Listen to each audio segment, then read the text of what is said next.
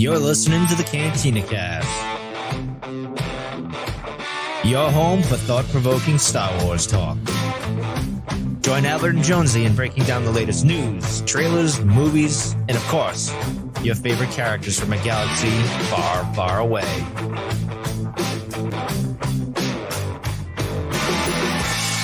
Hello, everyone, and welcome to the Cantina Cast. My name is Albert Padilla, and this is episode 367, Into the Dark. Okay, I know we're a little late in getting this one out, but I've already explained why. We've had very legitimate reasons, like no power, no water. Jonesy was gone for like 2 months on vacation on some sabbatical, some holy promise thing that he made. So, but we're all back, and things are better now. So better late than never. So speaking of which, let me bring Jonesy on. Jonesy, welcome to the show. Hope I made a good enough excuse there for him. Well, when we came on, or when you came on, people were not thinking about how we were late. They were like, oh my God, what is behind Albert today?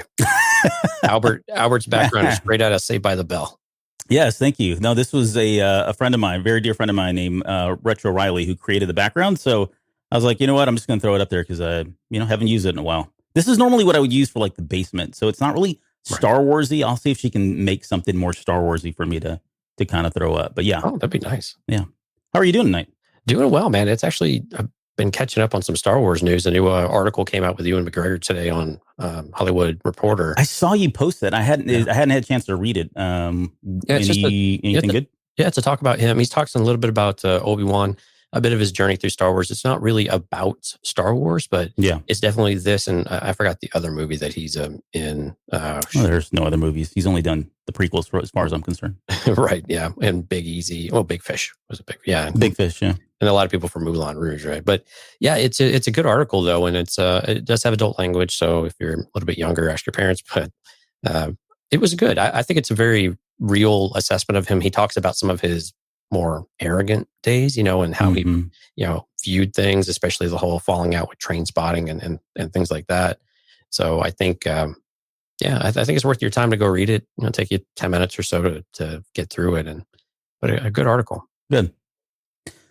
Well, speaking of news, I don't know that we have anything. Like, there's a lot of rumors as usual. There's always rumors, but for the most part, I think it's all systems go in terms of Bad Batch. I mean, really, that's kind of the big thing coming up, and we are going to get into that. In fact, if you stay to the very end, we'll kind of talk about what that's going to look like, the course schedule here in just a few weeks. But before we go any further, just want to remind everybody, if you're joining us tonight, we're going to give away a copy of Thrawn Ascendancy Greater Good. This is book 2.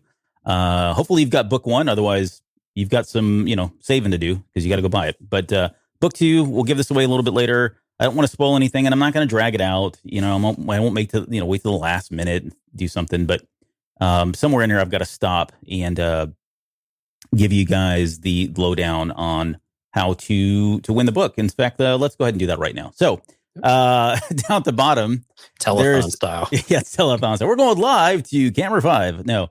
So if you look at the bottom, hopefully you can see the ticker that's scrolling, whatever down there. It says text Thrawn, so THRAWN. It is important. Spelling is important. Please spell it correctly.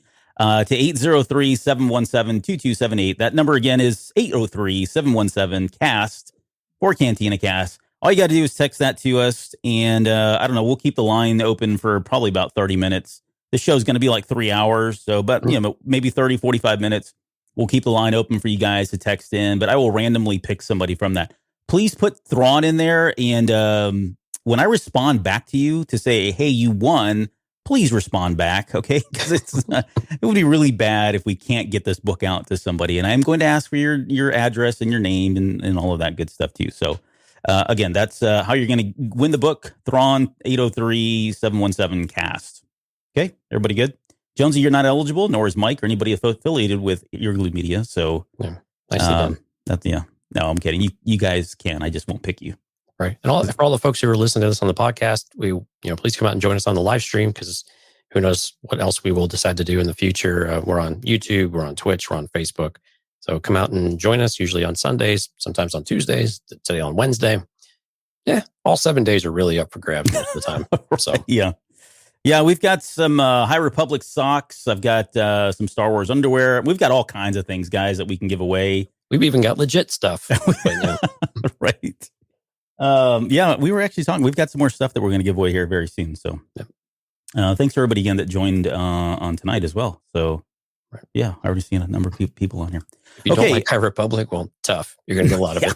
A lot more of it. Yeah, it is Star Wars. So, all right, let's get into the Dark. So this book is by Claudia Gray. Yeah. You and I have talked about Claudia Gray a number of times. I think we both love her to death, as most of Star Wars community does. But before we do that, why don't you want to just give us the quick summary, and then we'll kind of explain what happens after that for anybody that's hasn't read the novel, and you're leaning on us to kind of give you what you need to know, so you don't have to go back and read it, because I know not everybody has the time to read all the novels in the book. So right, and this is directly from the book. So Padawan Reath Silas is being sent from the cosmopolitan galactic capital of Coruscant to the undeveloped frontier, and he couldn't be less happy about it.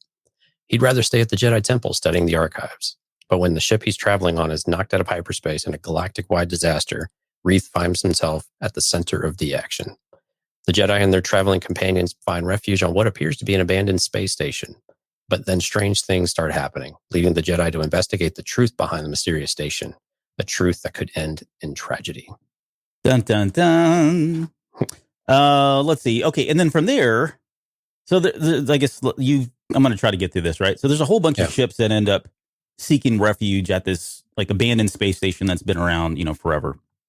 And through the course of that, they find out that on this space station, there's like this, it's like a solarium, right? Or what do they call those where they... Like an arboretum. Arboretum, thank you, yeah. So it's kind of like an arboretum. They've got all these plants, and there's these little robots, and they tend to the plants, and kind of no big deal, right? Seems very innocuous. However, what they don't know is, dwelling in the space station dormant for who knows how many hundreds, thousands of years are the Drengir. And we're going to get into the Drengir in a little bit. And we're actually going to go a little bit further into the Drengir because we have the privy, having waited this long, geniuses that we are, we're privy to the knowledge that we've gotten from the comics now, right? So they're 5 comics into the High Republic. So we've got a little bit more information about the Drengir and who they are, how they operate, that kind of thing. So we'll get into that a little bit. But on top of that, one of the ships has 2 people that are also Nihil who are undercover trying to learn more about the Jedi, right? So they've been sent there by Marchion Ro or whoever it was. I don't remember which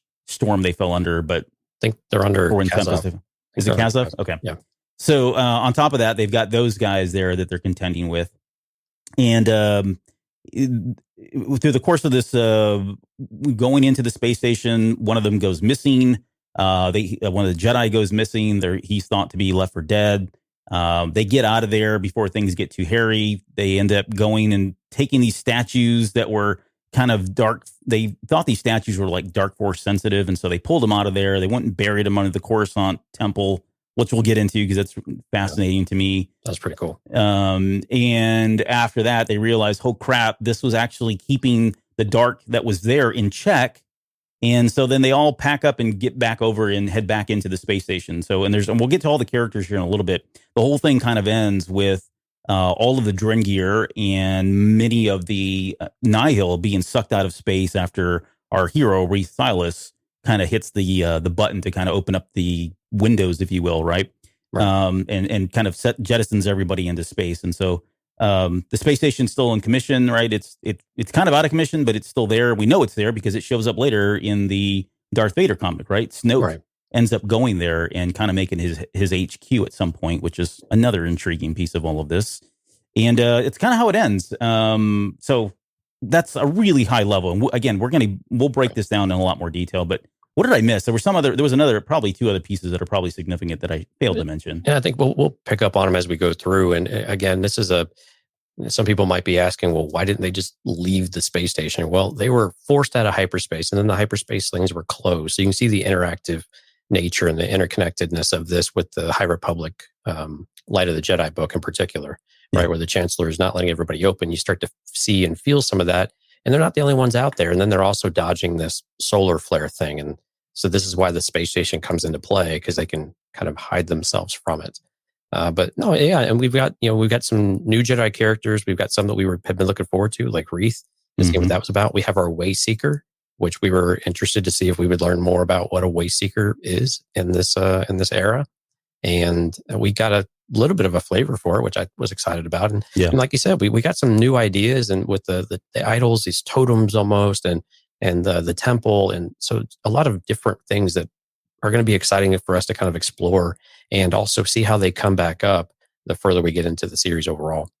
It's funny, you're sitting there talking about idols and temples, and I'm thinking, is this Raiders of the Lost Ark? Because it feels Right. like it, right? But Right. we, to be fair though, and I'm not trying to be funny. Well, maybe I am doing a terrible job at it. But when we were getting our first kind of clues as to where the High Republic was going to go, I mean, they were hinting at we were getting get into this kind of archaeology thing, right? Because it is an older era, and we've already seen the influence of artifacts and the temple and all this stuff. So it is. And not to mention Dooku, Jedi Lost, right? I mean, there was some bits and pieces in there. So it is a component of this time and era, probably more so than the prequel era, the original trilogy. By the time we get into the sequel era, Luke is doing this whole thing over, right? He's just picked this up where these guys are, and kind of seeing the value in artifacts and the lore and understanding the past, and so it doesn't repeat itself, that kind of thing. So well, that's really great. It's kind of curious that you bring up Luke from Last Jedi, and he's got the red kyber crystal that's broken, right? Yeah. And that was from a fallen Jedi, or from a Jedi Crusaders, basically trophy once they defeat the dark side or something along those lines. So it's interesting to see, how does that come back and play? And so how does Star Wars connect all the way from this era, which isn't the beginning of what we know, but is the beginning of kind of a new, huge, expansive area of it, all the way through the parts that we're extremely familiar with in the movies. Yep. Okay, so let's. So Jonesy, I was kind of starting in on Claudia Gray, but how do you feel? Like, I know we've. I think you and I have read all of her books so far, and I think most of our listeners, our devout listeners, have certainly read all of her books, her Star Wars books. But where did this fall for you in terms of her books, and like in terms of, was this one that is it at the top of your list? Did you think that was maybe at the bottom of the list? I mean, where did it kind of land if you were to rank these books? I don't need all of them, but just where does this book particularly fall in? I think it's somewhere in the middle.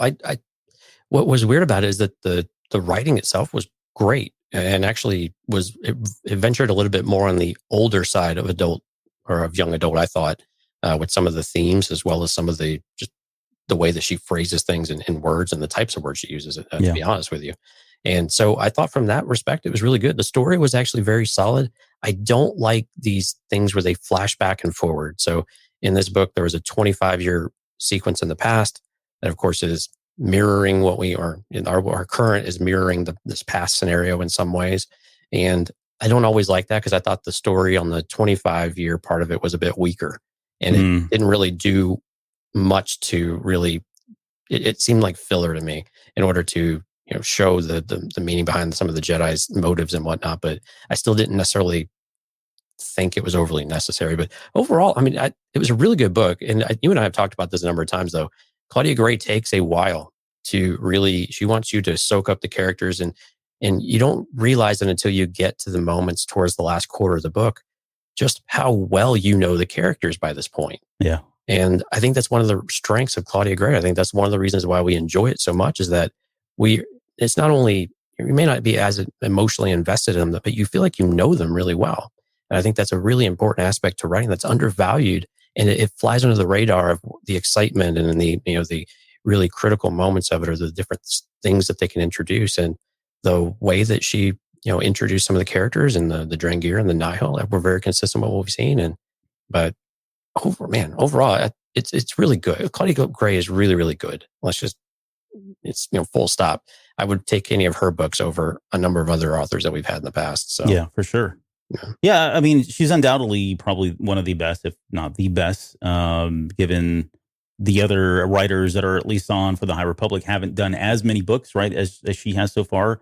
And to her credit, I mean, she hasn't really done that many. Was it like this is now her fourth book, maybe? Yeah. Fifth book? I mean, they've all been critical. I mean, yes, exactly. And that's what you can't really, when you got four, you can't really rank them all that much. But when you start to build them across anything we've had recently, hers, all four of them, all of them gravitate towards the top.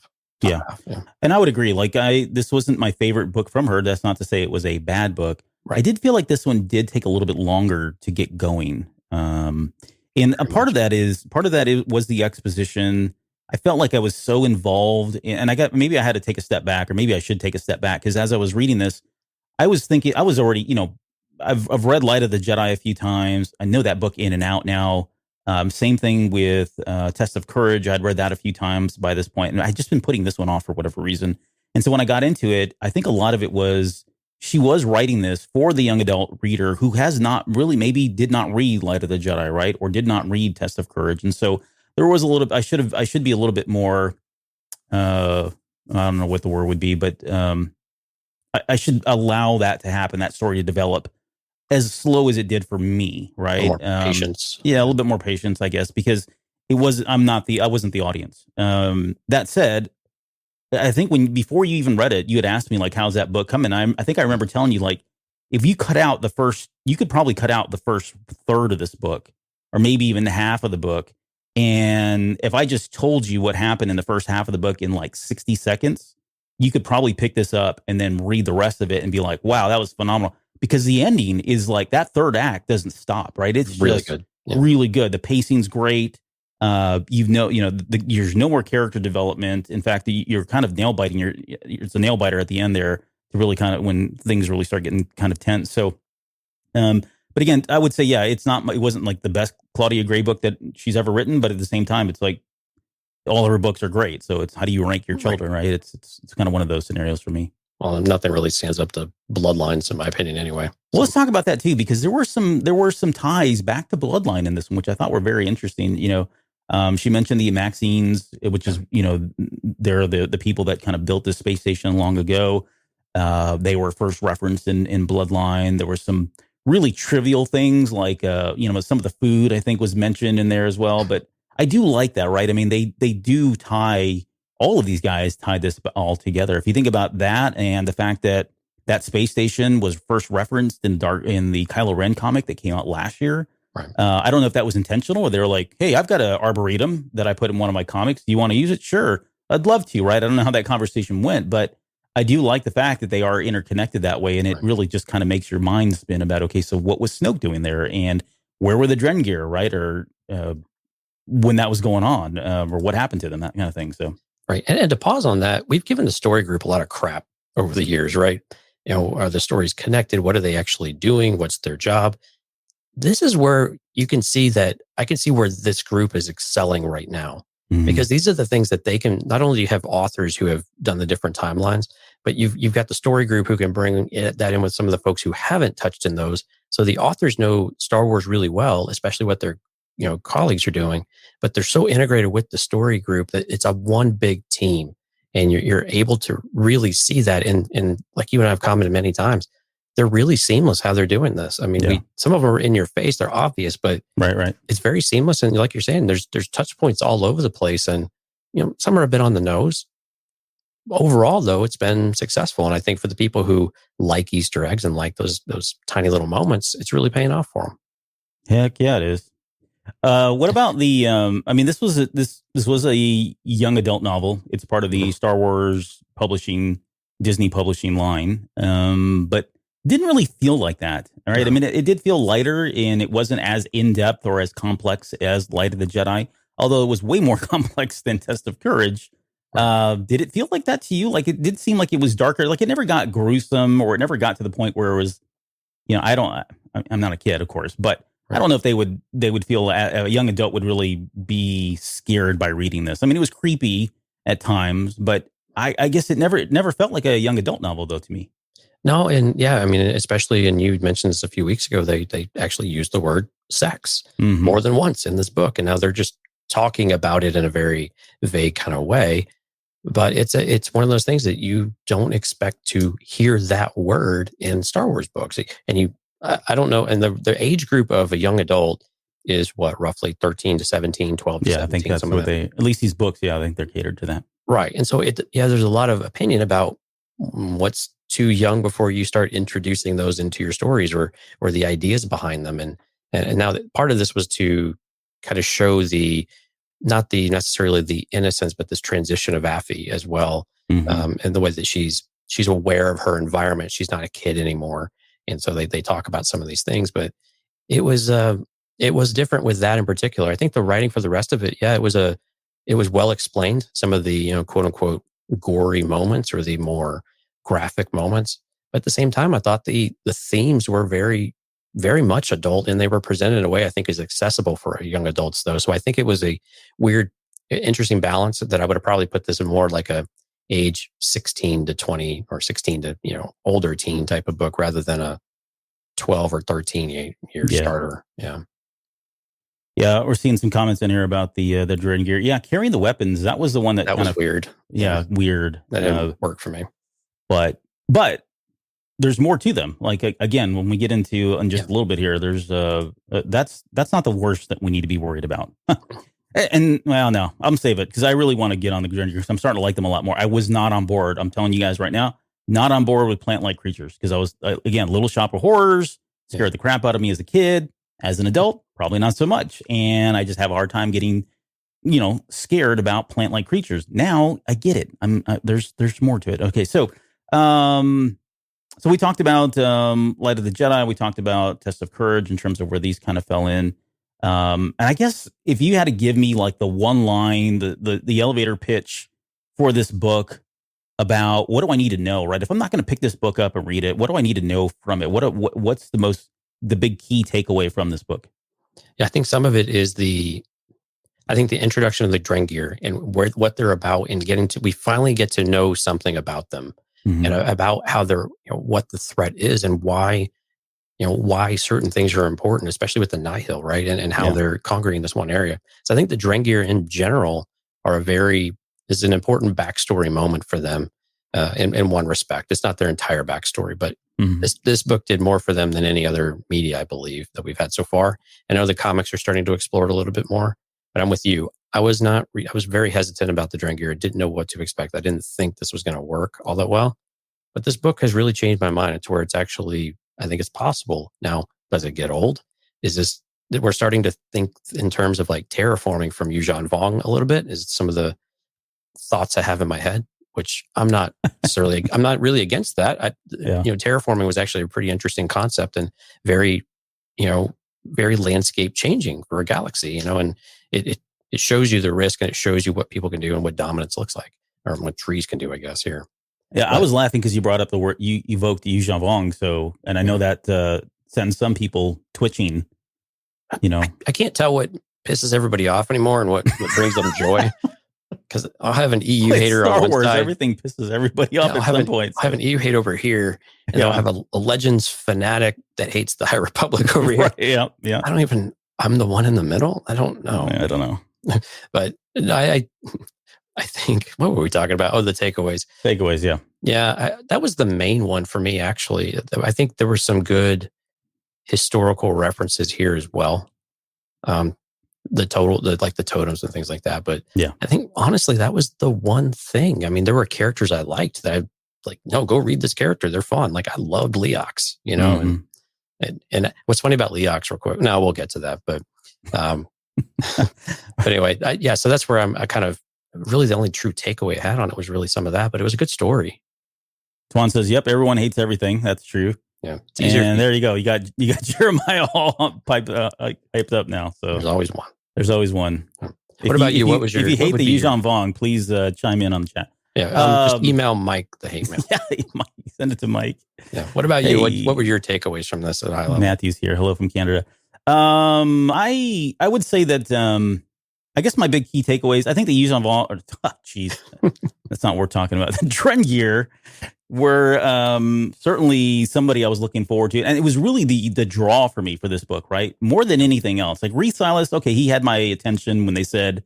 I think Claudia Gray came out and talked about, he was the Hermione of this, right? He was the really book smart person, the one Jedi you would want to take with you, if you're on an island, because he knows everything, even though he may not be able to do it. He's well knowledged and all that. So I think that was really kind of the hook for me was the Drengir. What I really enjoyed about this, though, was at the very end, there are a number of ways the follow-up books to this can go. And the number of characters that you want to know, like, okay, now what's going to happen? Especially like, the Wayseeker, right? Orla Jareni, seeing what she's about to go down and what she's about to do, or even Comac as well. Like Comac's background is very complex, and they're not these cookie cutter Jedi characters. So yeah, I think the big key takeaway is that there are a lot of storylines and threads that were kind of planted here. There was some world building that kind of happened, Right. and it all seems very independent, though. Still, right? I mean, it is tied to the events of Light of the Jedi, the disaster, and Starlight Beacon, and all that. But at the same time, these do feel like they could be completely different and isolated storylines. And whether we get that, I don't know. I would love to see it. Whether it be comics or it would probably be the natural thing if they want to really kind of expand into it. But yeah, I think there's a lot here, a lot of groundwork that was laid surprisingly for a young adult novel. Light of the Jedi, you expect it.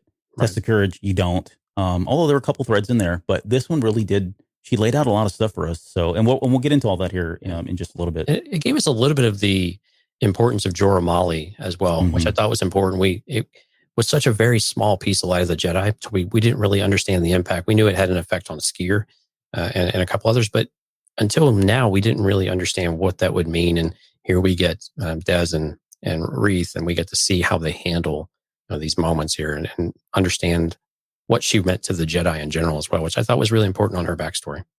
Yeah. And if I can get this working, Amber said, I must say, when I finally saw a picture of the Drengir, it did not match my mental image. Yeah. Yeah, I would agree. We've got some imagery here that we're going to try to share. If I can get Jonesy talking long enough, I'll fix this while you guys are... I can just sit here and dog Mac and why we can't even show a picture on our stream. Here we go. Attacking Apple, as usual. Yeah. But I think with the visual of the Drengir, I agree with you. They're described as having beaks. They've got all these kind of tentacles going on. They do look like plant life creatures, but they can speak, and apparently they can hold on to things. And so you get this mental image, and you're just kind of lost, because I'm envisioning like a tree or a forest, like an Ent from Lord of the Rings or something. Yeah. And these are more like, cartoonish Christmas trees of sorts with tingle, things for a head. This is what happens when you want me to ramble. I'm not even working on it right now. So this is all. Oh my goodness. I've got other things I'm trying to get done here. Okay, well, let's get into the main characters. And so the way we're going to do this is very similar to the way we did Test of Courage. We'll talk about all the characters, kind of give you some highlights, some of the more important things that happened with them. And at the end, we'll kind of talk on some of the bigger moments in the book that really kind of caught our attention, or we feel like, hey, there was some substance behind it. So let's start with our main character, Reath Silas. Again, I already mentioned he is, Claudia wrote him in the vein of Hermione. So if you're a Harry Potter fan, you probably already know what that's like. But he is one that would rather be, head down in a book or studying at the Jedi archives, right? He lives for that. And he loves the city life of Coruscant. And early in the book, we find out that he is the Padawan of Jorah Mali, who dies tragically at the Battle of Kur in Light of the Jedi, right? When all that debris, or they ran into the Nihil. What was it? The Nihil? Mm-hmm. I forget now what they did, but she died in that battle, right? That's where they were doing the bombs, and the Jedi were trying to cut them off and get them to, Yeah. So she dies in the Battle of Kur. So this happens. So she's in this at the very beginning, and this book, her death and the whole Battle of Kur happens while they're on the space station. Right. But yeah, it was interesting to see that he was her Padawan. But again, a bookworm. He takes the life of somebody, which has a really significant, and as it should, right? I mean, we so very nonchalantly dismiss every time somebody dies from a Jedi blade, right? No big deal. Arms cut off. We're all used to this. We're so desensitized. But you think about it from his perspective. I mean, I think he's like 14 years old, 15 years old. Yeah. And, he's never killed anybody. He's really never even been in a battle before. And here he is being sent out. And I should probably explain this, the reason why he gets kind of caught up in all of this is he's going to meet Jorah Mali on Starlight Beacon. Because if you remember, she was going to be assigned as the marshal for Starlight Beacon. So kind of over the Jedi enclave that was going to be there. After she dies, Avar Kriss gets put into that marshal position, but he was on his way after she had left. A few days later, he gets on a shuttle with all these main characters, and they are actually heading out to Starlight Beacon for the inauguration and the big, kickoff or grand opening, if you will. And that's when they kind of get derailed and have to pull over because of the great disaster. So he's not set on doing this. He did not want to leave Coruscant. Again, he likes the city life. And suddenly he is going as far away as he possibly can by going out Starlight Beacon, which is out on the Outer Rim area. And for him, it was Jorah Mali saying, this is good for you, right? She was pushing him out of his comfort zone to help him grow, because he was a little too comfortable in the duties that he had and being there on Coruscant, just studying all day long. Right. We kind of, and they start alluding that there's really two major types of Jedi. One, you have the ones that crave the action and want the action. Then you have these others that are more the scholarly side, the ones who want to live in the archives and just research all day. And so Reath is clearly the latter on that one. And he's looking for every excuse to try to stay and convince Master Jora to, oh, we don't need to do this. Hey, I did this one thing really well. I don't really need to go out there now. I've learned everything I need to learn. And he's continually doing this throughout the book. And I actually thought with Reath, his character arc actually was pretty good. I thought it was actually pretty solid. I expected his to be very, linear or very stereotypical and cliche. And while it did have a lot of those types of feels to it, I think some of it was really good. And I agree with you. I think when he had to, when he was confronted with the guy who was, so there was a girl, Nan, or Nan, I think that's how they pronounce it. Yeah. Yeah. And she was, looking like she was going to be abducted. Now, we didn't realize that she was actually Nihil at the time. And so spoilers. Yeah, sorry. Well, I mean, you're listening to us. What do you expect? But so he's trying to convince the guy, and he's giving him every opportunity to not have to do anything and not take action. And we learn from Reath that while they do lightsaber training, they're really why would you ever draw a lightsaber? Why do you really have a need to do this? It's usually just for show or for something like that. That you don't actually need to battle, with this, especially against other Jedis or anything like that. I mean, we learned that with Des later on. But he gives him every opportunity, again, which I think is an important character trait we've seen throughout numerous Jedi in the High Republic already. But he cuts the guy's arm off. And it's very traumatic for him. And it takes him a while to do it. But he also got some good advice saying that, you know what, you give someone every opportunity and their path becomes more defined for them. And you do what you need to do to serve the light. And tough choices are tough choices sometimes. But again, he didn't take the life. He preserved life while also saving another. So it had a balance of sorts to it. Yeah, I like that. That's deeper than I got from it. I'll admit that. That's why I'm here. Yeah, good job. So, so I guess on the flip side, right, is another character named Des Rydan, or is it Des Rydan? Or you did the audiobook, right? Yeah, Des Rydan. Right, so if I screw these names up, you tell me, because I got all kinds of weird names in my head, all kinds of weird personalities in my head. No, we found we can't trust the book on every name. Oh, yeah, we were digging it. We'll get to that here in a little bit. So, but yeah, let's talk about Des Rydan. So Des Rydan, again, and this is very similar. Like, there's some parallels here, maybe not so much literal parallels, but like for Master and Apprentice, because we get, Des Rydan is actually the former Padawan of Jora, and he's now a Jedi Knight. And he's quite the opposite of Reath Silas, right? He seeks adventure. Right. He wants to be at the forefront. He's all about this. And even, and we say that, and as I'm saying it, that feels weird, right? Because we're so indoctrined with like Yoda's teachings of, adventure, all that stuff that he goes through. And that's not the Jedi that we grew up with. But yet here in the High Republic, not necessarily frowned upon, right? There are Jedi, like you said, that are all in on the action, and they want to be there at the forefront of all of this action. So it's a very different kind of a Jedi that's being in Des Rydan. And he's a great character. I really enjoyed him. Yeah, I thought he was well written. And I love the fact that, again, we had a former Padawan with a former Padawan with the current Padawan to the same master. I think she did a really good job with that. There were shades, again, of the Master and Apprentice novel in here. So if you want an idea of what Des sounds like, imagine Antonio Banderas from Zorro. That kind of, speech pattern, a little bit of that. Really? Yeah. That's how Dan Bittner did it. Okay. He sounds like Antonio Banderas. That's cool. I'll make a lot of references to people here in a minute. But yeah. But it was good. It worked. I mean, again, you got to help differentiate the characters a bit when you have the audiobook. But I agree with you. I like Des a lot. I thought it was a really good character. And when he dies, it impacts the team. And you were like, wow, really? I mean, yeah, I thought he was going to die, but man, that was unceremonial kind of thing.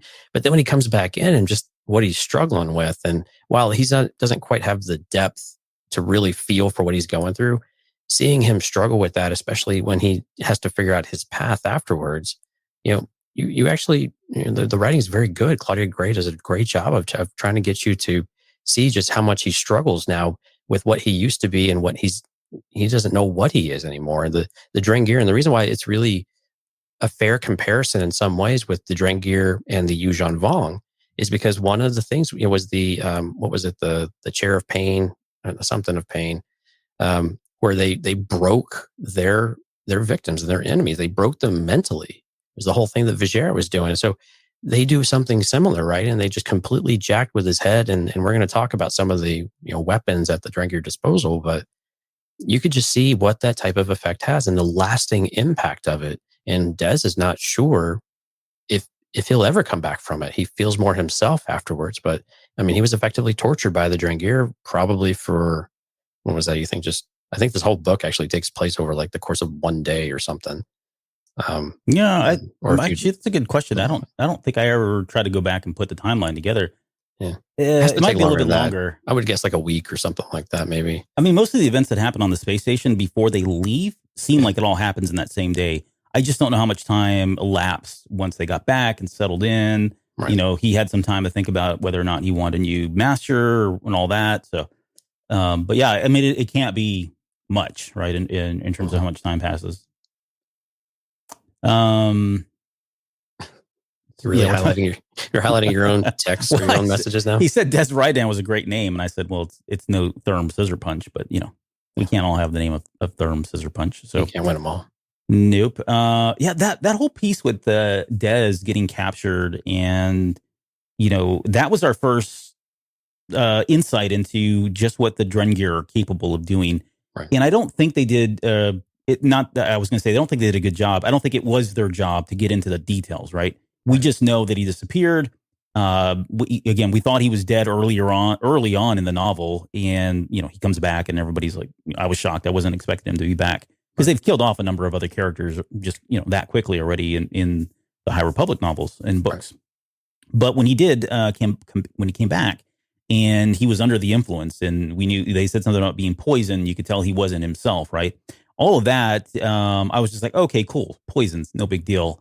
Again, later on from the comics, there's more to it than just that. And I have a fear for him now at this point. Right. Based on the comics. And so I know we're kind of teasing this, but I just wait. I want to get to the Drengir in a little bit. But yeah, I wasn't expecting that. I thought it was great when he did come back. And then at the very end, we got another reference to the Brosh, what is it? The Brosh vow?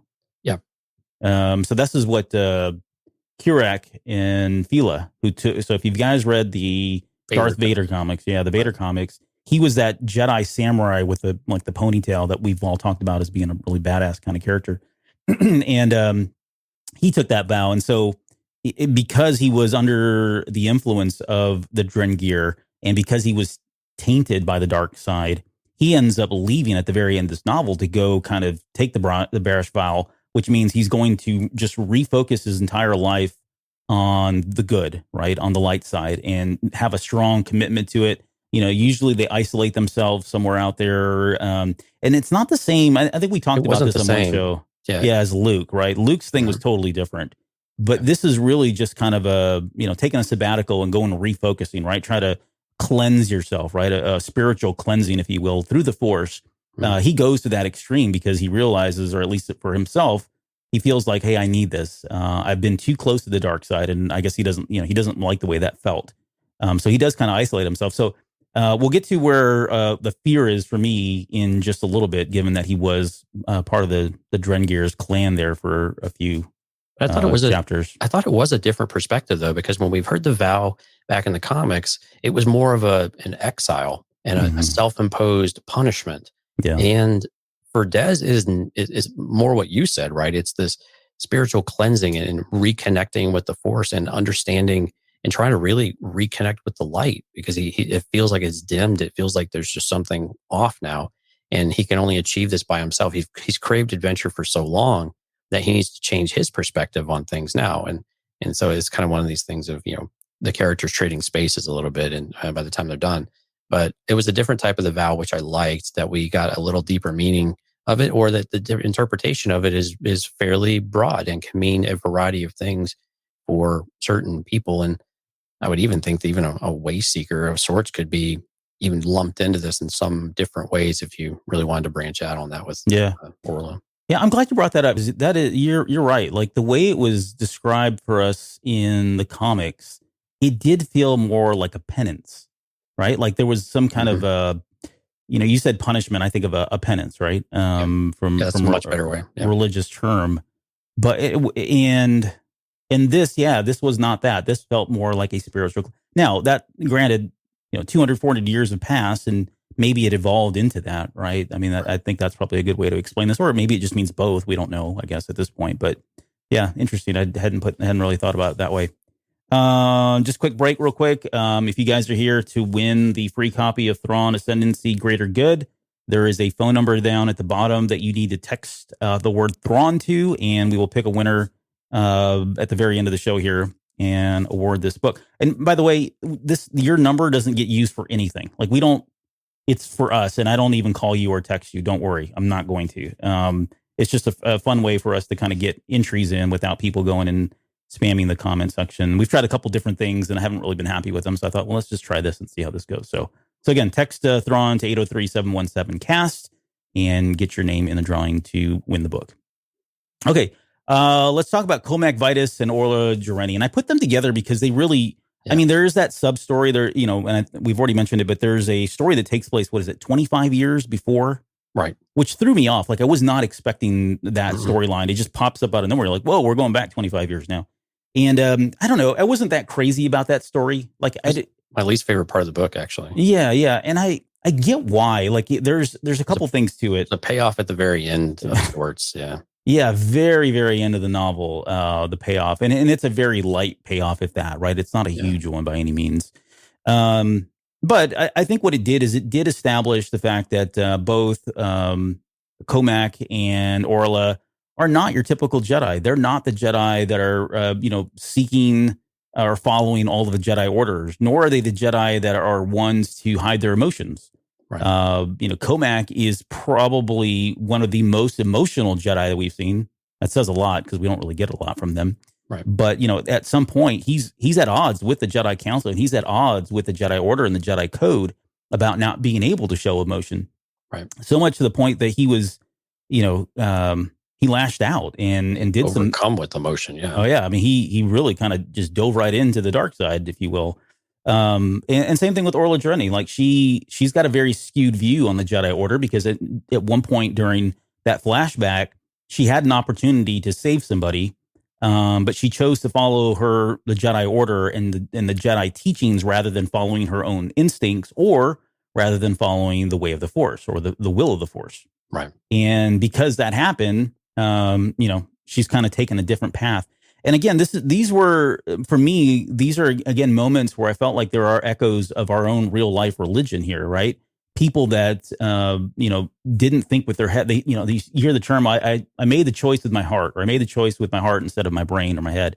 It's the same kind of thing where I didn't listen to God. God was telling me to do something. I really felt it in my heart. I never took action. I did what I was supposed to, and I should have just followed, and I should have listened to God. I should have listened to Jesus. It's the same kind of thing here. She's at odds now with the Jedi Order, and so much that she becomes this way seeker who eventually leaves the Jedi Order. I don't think she actually technically left the Jedi Order, right? It's more like a sabbatical from it. Yeah, she goes off and she just follows. It's like Qui-Gon, right? It's like a pilgrimage with nowhere to go. Yeah, like no kind of no predestiny, right? She's just going to go be a vagabond, wander the earth like Kang or whoever, right? It's the same kind of thing. Which is interesting because we've never seen anybody like that. Like the closest I could even think would be somebody like an Ahsoka, right? Yeah. Because although she did technically walk away from the Jedi Order, she is just kind of following the will of the Force, if you think about it, right? She's doing whatever she feels she needs to do, and she's been doing that for a number of years by the time we meet up with her again in The Mandalorian. But same kind of concept. The other interesting things about her, and we can go back to Cohmac in a second, but while we're on Orla, her lightsaber was of interest. She's got the double-bladed lightsaber that we see Rey wielding, Dark Rey from The Rise of Skywalker. It kind of, does that little folding thing. And I know during the concept art, there was an image that was released with her. I guess it was supposed to be of her. And there is some concept art out there if you want to see it. But the blades are white, and they did not get into the details here on this. But I am curious now as to whether or not she did cleanse those blades or cleanse the crystals, or she found them that way, or what. I want the story. I want the backstory on how she's got, one, a double-bladed lightsaber, and two, both of the blades are white. But what else you got for her?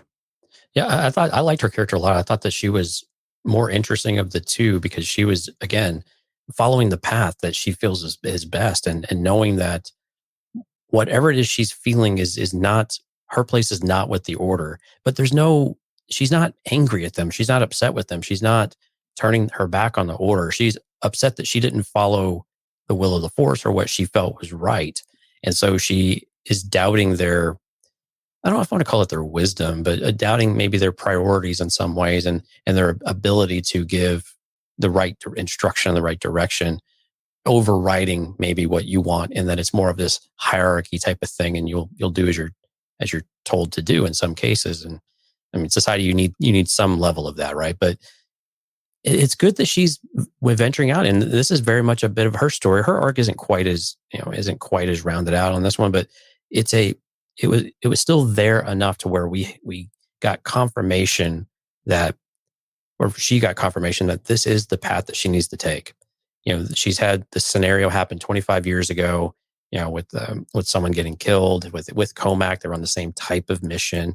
And now we've got this mission that has some parallels.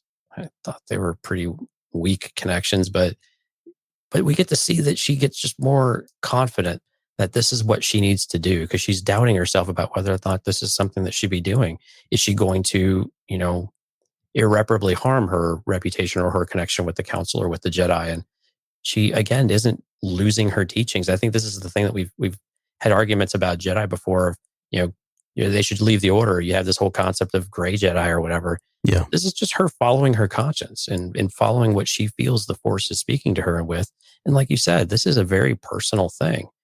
And what I think is good is that the Council seems to respect that in some way, that they are that they agree to this. They might not necessarily like it. Now I sound like Lando, but they are agreeing to it, and they do feel like there are some Jedi who this is their path and this is very different, and we are going to give you that that flexibility to be able to do that. Within, we don't really understand what that discretion looks like, or how firm that is, or how defined that might be. Yeah, but I really like that aspect of her, of the Wayseeker, and we don't really get any exploration of it for the most part. But the idea behind it, I think, is solid, and I would like to see her come up in some other book and format to see what her adventures are. And without a doubt, they will, because, like you said, everyone right now, their stories are all kind of siloed, but we're all coming together with this the second wave or phase, whatever they're calling it. Yeah. So we are seeing some characters, even in the comics, they're already cross pollinating a little bit, like Wreath and some of the characters from Light of the Jedi. Yeah, and the comics are kind of coming together too. Yeah. The most recent had a number of them together, which I was like, oh, that's kind of cool that they're all there. Yeah. What do you think about Cohmac, though? Cohmac was okay. He wasn't like a standout character for me.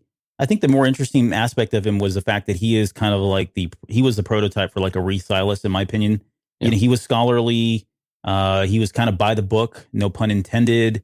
And he lost his master really early on, and this hit him really hard. And this is kind of very similar to the little story that happens, or I guess the piece that happens in Test of Courage, when they're talking about masters and apprentices, and they're really technically just father and son relationships, or father and daughter, or mother and son, mother and daughter. And that really is the case. And if you think about it from that perspective, losing somebody the way he did, he lost his master earlier on when he was younger. It hit him emotionally. He lashed out, and he never recovered. Like, he's always been jaded and skeptical of the Jedi ways and the Order and all that. And the fact that he takes on at the very end, which I think was kind of cool. I don't think we've mentioned this yet, but he takes on Wreath Silas. So after, obviously Jorah Mormont dies, he decides that he agrees to go ahead and take on Wreath Silas as his Padawan. And it was Wreath Silas's choice, right? The Council, which was just nuts to hear, they basically said, look, you can do whatever you want. We can talk about that here in a little bit as well. But they said, you can do whatever you want. If you want a new master, we'll give you one. If not, that's cool too. Right. He took some time, he thought about it, and he approached Comac and was like, "Hey, I want to be, can I be your Padawan?" And he was like, originally, he was like, "No, like I don't. This is not good for me, right? I really don't think this is a good idea." And he finally comes around to the idea. But so now you've got a master and a Padawan who both lost their masters early on in their lives, and I wonder how he's going to influence Wraith Silas, right? Or how that's going to play out. So that was the only intriguing piece of it. Beyond that, he didn't really stand out to me. He did some cool things, like at one point earlier on in the book, he kind of has this Jesus Christ superstar moment where he kind of floats in the air and, commands his voice to get everybody to kind of, listen and fall in line on the space station when things were kind of getting out of order. But for the most part, I think he was just there. I mean, he was kind of a typical Jedi, I guess, if you from that regard. Yeah. And when they were like when it was really clear that Wreath was going to take him on and, or approach him about being a master, I mean, he's going to accept. And I was like, this is how many bad ideas can we be okay with, with the wrong Padawan, the wrong master, and we're just going to throw them all together. It's like Obi-Wan and Anakin over again.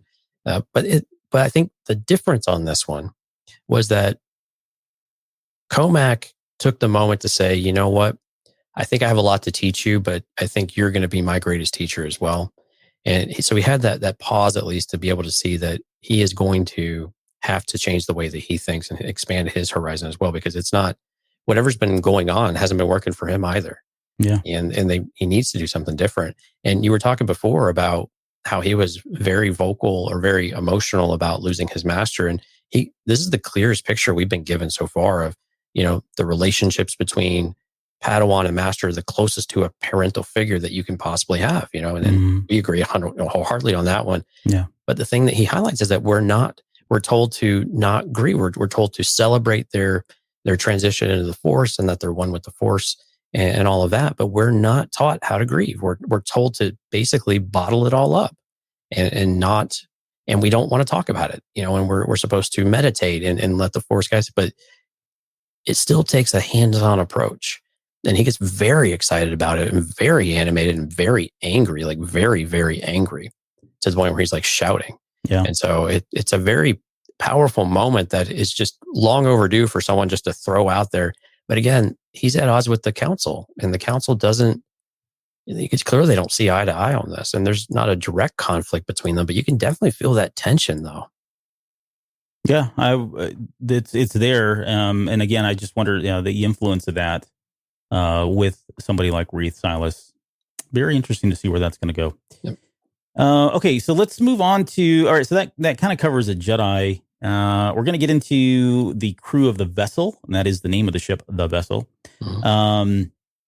And these are and we've not even invoked their names really much at all. So we've got Affie Hollow, Mm-hmm. Affie Hollow, Leox Genasi. Am I saying this right? Yep. He's like, I haven't heard the audiobook. I called her Nan and Haig. Yeah, I think that's right. Okay, Nan and Haig. And we'll come to those. I skipped over Geode, and then we'll get into the whole 30-minute dissection of Geode, because I can't wait to talk about that one. But let's talk about Affie Hollow first. So she's she goes by the nickname of Little Bit, which is what's his name? Leox calls her. Right. That name kind of has a different connotation by the end of the book, which is kind of interesting. She's the co-pilot of the vessel, and what she doesn't know and what we don't know earlier on in the novel is that she is heir to the vessel. The story goes the vessel is owned by her stepmom, who's the leader of the Buying Guild, which is kind of this trading guild. And the ship that, I think the ship that blew up in Light of the Jedi, the very first one, what was it? The Legacy Run. Legacy Run? Yep. Was actually a Buying Guild ship, right? But she is kind of the head of this guild. And the way the bylaws work is if that person ever dies or goes away, then, the ships are then given to, what was it? The next in command. Next in command, I guess. Yeah. And so by the end of the book, she ends up becoming like the captain and the owner of the vessel, although Leox is the one that actually is the pilot. Right. And he's fine with that, right? He doesn't want that position. He wants to just be able to kind of fly his ship. So she ends up owning the vessel at the very end, which is a whole nother, like that could be a whole spin-off series of following these guys around the galaxy. So we know her parents died earlier on in her life, and she was taken in by Scover. Is that right? Scover Bine. who's her stepmom, and that's where the buying guild is named after. And then throughout this, she uncovers through the course of this book, she uncovers this secret that the buying guild, where her mom runs and that she's a part of, have been using indentured workers, right? And so, slavery obviously is still a big thing here. It always will be. It's always always been a part of Star Wars. But she finds this out, and it doesn't really sit well with her, and so she's really trying hard to not believe this, right? She can't believe that her stepmom would be involved in something as grotesque as indentured workers, and and essentially these people are they're doing whatever they can. They're like the Amazon drivers of today, right? They're driving 50 miles in your neighborhood trying to get the packages delivered. They are doing whatever they can to get these spice runs done, illegal things, and it's all because their life is on the line at the end of the day, right? They've been hired, and they owe themselves that much. So they owe themselves to the guild that way. So eventually she goes on this crusade to first exonerate her mom, and eventually she comes to realize, okay, no, mom's terrible. Turns her stepmom in at the very end, does the right thing, although it does tear her apart to do it. Right. She finally comes around and kind of turns her in, and that's what gets rid of the buying guild, and she becomes kind of the leader there. But she had probably, it wasn't like my favorite character, but if I'm being completely objective here, she probably had a very deep storyline, right?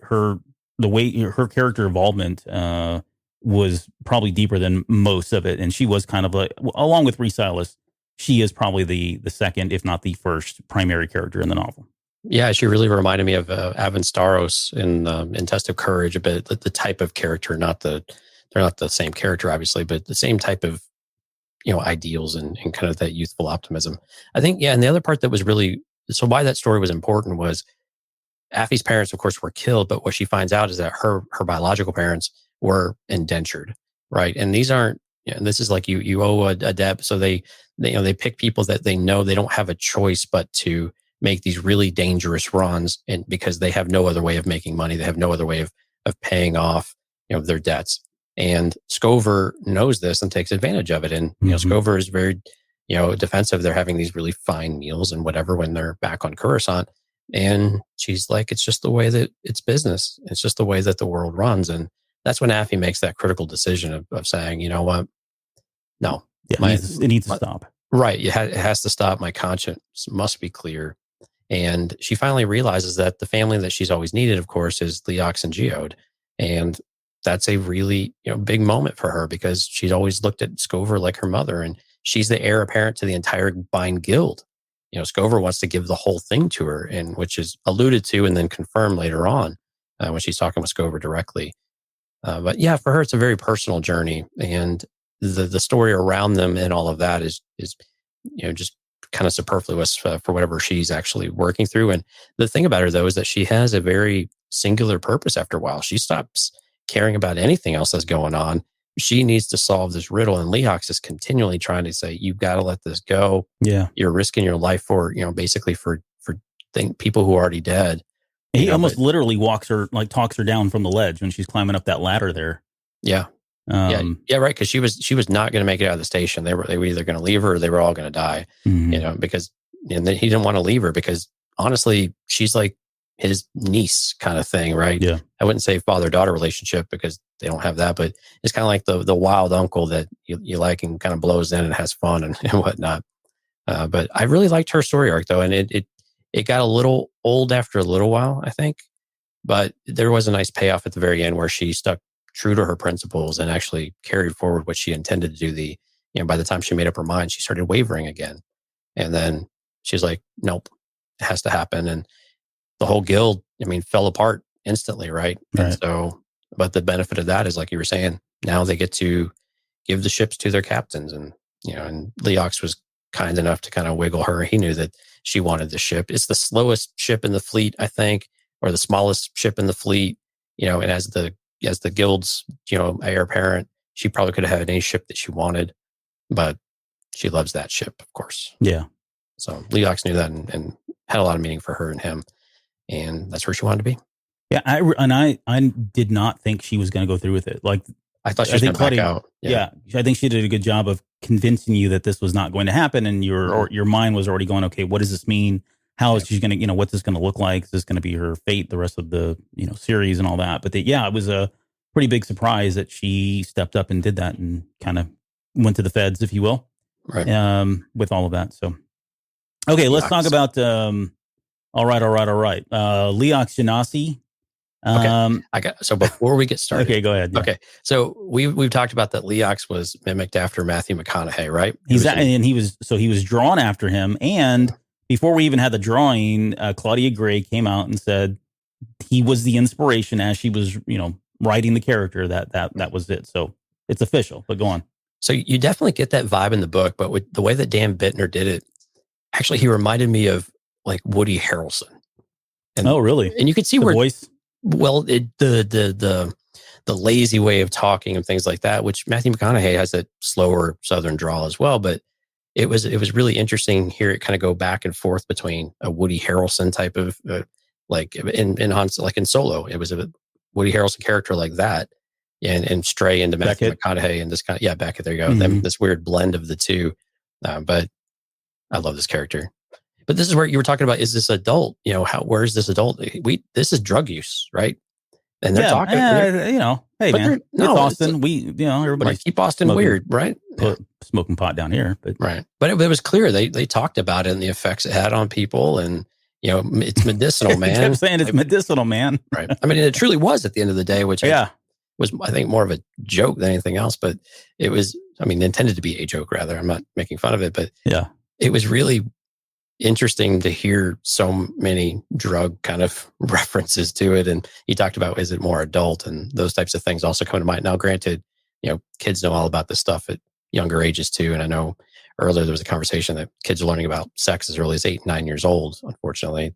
Well, I guess fortunately or unfortunately, it depends on the perspective on it. But I don't know about you. I was smoking cigs at like 5 and throwing back, tall boys when I was like 10 years old. So you're that kid on the internet. Yeah. It's no big deal. He was in the vein of like a Han Solo, but he wasn't a Han Solo, which was good because I was worried I was going to get a Wish version of Han Solo, right? A cheap version, knockoff version of Han Solo. That turned out to not be the case. He was more of a combination of Jeff is I agree. I was going to say he was more of a Rael Avaros for me, and Nath Tencent. That's a good one too. But I had him more as like a Rael Avaros mixed in with the Matthew McConaughey. That's interesting, the Beckett piece, because I didn't pick that up from the way his character was written, but now I want to go back and listen to the way the voice actor did that, because that would be it's a very I can hear the lines in that way once you said it. So. But I think he's probably one of the standout characters in terms of just the level-headedness of it all, right? He was kind of the voice of reason throughout all of this. Every time, it didn't matter who they were, Jedi, the bad guys, anybody. It was cool, calm, collected. He was the one that was the better that would prevail, and with everybody all over really across all of the other characters. So he just didn't get frazzled and wasn't rattled by anything, which I thought was kind of cool, because I don't know that we've got a character that's been like that in Star Wars. Right? You think about Han Solo, he's not that character. I mean, he's all about emotion and running in and doing that kind of thing. But this guy was pretty, stoic when it came to a lot of different things. So good to see that, because he is the captain of the vessel, and now that Affy owns it, and they've got Geode, and it would be cool to kind of see them. I'd love to follow those adventures in a comic book, or if they want to do a story or a novel, that'd be great too. Right. And he doesn't really have any arc to him at all. There's not really any growth to him at all, anything like that. You don't really get it. Yeah, you don't get much into his character, which is kind of weird. But you get a little bit of a change of his perspective with Affy, I think, by the end of it. Yeah. He realizes that he calls her a little bit, but it's not something that he knows that she's growing up. I think how old is she? Like 17, something like that. 16, 17. Yeah. I think she's she's a little older than Reath, if I'm not mistaken. Yeah, I think so. So he knows that she's growing up, and you have, parents and older folks around you always want to view you as the little kid, even though you're 21 or something like that. But it was good to see him appreciate her in a little different way by the end of it, especially by giving her the keys to the ship. that she's just as capable of running this thing, and she wants to be there with them, so there's no risk to that. But they've got their own little family. But yeah, no real arc to him. But he was a good character for a little bit of comic relief. Also, like you said, the level-headedness. They kind of kept the story moving a little bit too. And something about it when he came on and when it was in the audiobook, it really did help keep things at a good pace. And I attribute that to him specifically in a few areas. But yeah, it's a weird character you don't really know much about, but he's just likable. Yeah, and that's probably the best way to describe him. He is extremely likable. And I felt the same way. Like even, I said the book kind of took a while for me to get into. It was a slower startup for me. But when he was on, like even the way he was written, it kind of pulled. It helped. Yeah, it certainly kind of helped lift up the moments a little bit that were kind of dragging. So, right. And it didn't hurt that I heard everything he said in Matthew McConaughey's voice. Right. So she had seeded that, and whether that was the intent or not, but it certainly worked for me because I'm a big fan of that guy since he lives here in Austin. Right. Cool guy. Uvalde, Texas. What's up? Yep. Shout out to Uvalde, Texas on the Cantina Gas. Okay. I was going to save it to the end, but no, let's pull the Band-Aid off and let's talk about Geode. Okay. So I know a lot of people were upset about Geode, and all I can say is, look, he's clearly in this book as the comic relief of the novel. And if you didn't find it funny, that's okay, because there are a lot of, comedy is so subjective, right? I know people that, like myself, absolutely love Monty Python. I know people that can't stand Monty Python. They don't get it. They don't like it. It's a whole different type of comedy, right? Or people don't like slapstick, or you take somebody like a Jim Carrey. People find him extremely funny, and you got a lot of people that find him extremely annoying, right? So it's not for everyone. And so you don't have to think it's funny. That's okay. Don't go sitting here trashing the book because of Geode, The Rock. I could not stop laughing because the way she wrote this, and I know I haven't even talked to you about it, so I don't know, you may have a different opinion, but for me, this is the kind of comedy I like. It's so dry, and it's just written in like very, like, again, unassuming. It's a really tense moment, and then suddenly there would be a line referencing Geo just kind of stood there and didn't have anything to say, but we all knew what he was thinking, right? Stuff like that, where it's like, how would you know what he's thinking? And it pulls you away. I mean, it can be a distraction, but for me, I actually really liked these moments with him, and so much that it was like at the very end when he becomes the hero of this whole novel by throwing himself in front of Reese Silas before Reese gets sucked out. We mentioned they kind of blow open the windows and everybody gets sucked out. He kind of jumps in front of Reese and stops him from being sucked out, and that's and he's just there. There was, and then he shows up again a little bit later when he's talking to Orla, right, with the Wayseeker ship. And so, but throughout the book, I kept thinking, okay, is this a joke? Like, are they playing a joke on the Jedi? Not the character itself, but was he real? And I think that was the point. Like, you never really got a good feel to whether or not this was a real live character, or this was just some elaborate joke that they were playing on the Jedi or anybody who just happened to be a part of it. But then as it went on, there was too many moments in here where he's part of the story, and they're not alluding to this being a long con kind of joke. Right. And I would say this too about him. There were other characters in Star Wars that were very similar that didn't do anything. Whether you liked them or not, they were just kind of there, and they looked cool or didn't look cool. But nothing to the effect of like Geode and what he was. So, I mean, that's all I'll say is it was a good, for me, it was good to kind of see him. It broke up some of the moments. The comedy is the comedy that I like. It's probably not the comedy, again, a lot of other people like. Whether they do anything with the story, like at one point she talks about him kind of being a party animal, right? And you think, okay, how is a rock a party animal? He has no facial expressions or anything else. So I don't know. I'm curious as to you, because we've not spoken about it. I didn't want to even ask you because I didn't want to influence your opinion of him whatsoever. But you tell me, what did you think about Geode? I think the word you were looking for is deadpan, like with the humor. Deadpan is humor. Because that's how it was delivered in the book for the most part too. And I was with you. I was like, okay, this has got to be, they're just messing with them, right? And then, but as the book goes on, you just couldn't help but laugh. I actually ended up loving it because I'd heard a lot of negative things, and there was a rock, and I was like, a rock? Like, how is this going to work? And it was things like, so to give people an idea of like what it was like,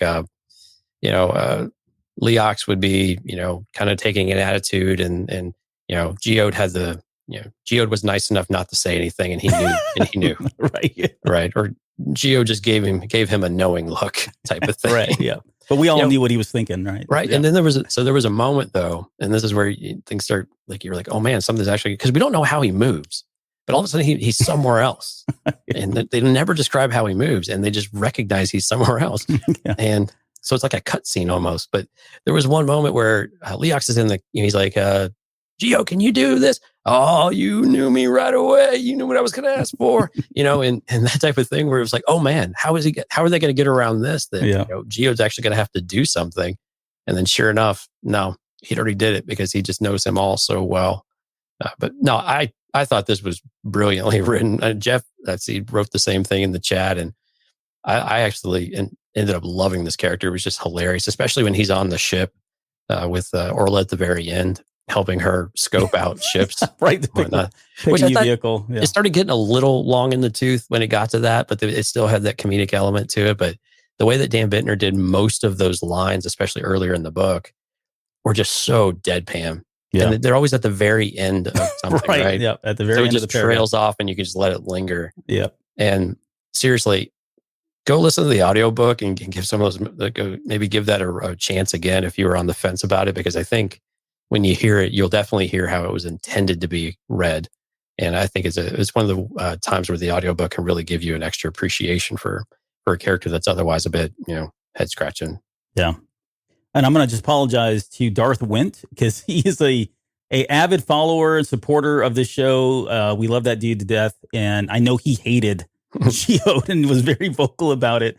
So I apologize that we both liked them, but hey, we still love you, man, and hopefully you'll still listen to the show. Right, and I don't think it's a thing of like people necessarily misreading it. I think it's like you said, we just have different types of humor, and that's okay. And this one fell short for a number of people, but at the same time, we don't have to go on the complete train wreck of things. Right? Yeah, we don't have to be Star Wars fans about it. Yeah, knuckleheads. Okay, let's get into the bad guys, because this show's pretty going to go 3 hours. Yeah, I mean, the Nihil folks were really uninspiring. I would say so. I mean, really nothing to write home about at all. They're lackeys. These are clouds, right? Yeah, take it or leave it. I mean, the only one that has any potential, I think, is Nan, right? Yeah. I mean, Haig was cool because he was a Dathomir. He was an older Dathomir. He had a cane, and he was actually still very adept at hand-to-hand fighting, I think, and was training her.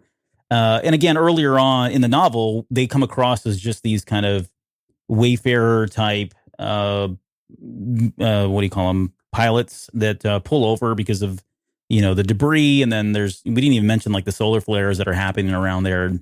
Right. So they seek shelter in the space station to get away from the solar flares, as well as the debris that's floating around as a result of the great disaster. But yeah, earlier on, I mean, they kind of described them as having a patchwork design to their ship, and their clothing was kind of, and I didn't put two and two together because I read this way back in the day when it first came out. But there were kind of hints there. If you go back and read between the lines, you can kind of tell that they were Nihil. And really, it was just about them kind of on a scouting mission. They were trying to get some information from any of the Jedi. And of course, you got somebody like Rhys Silas, and he's, very proud of the Jedi and what he's done and what they've done and what they stand for. And so he's just spouting off all this data and stuff.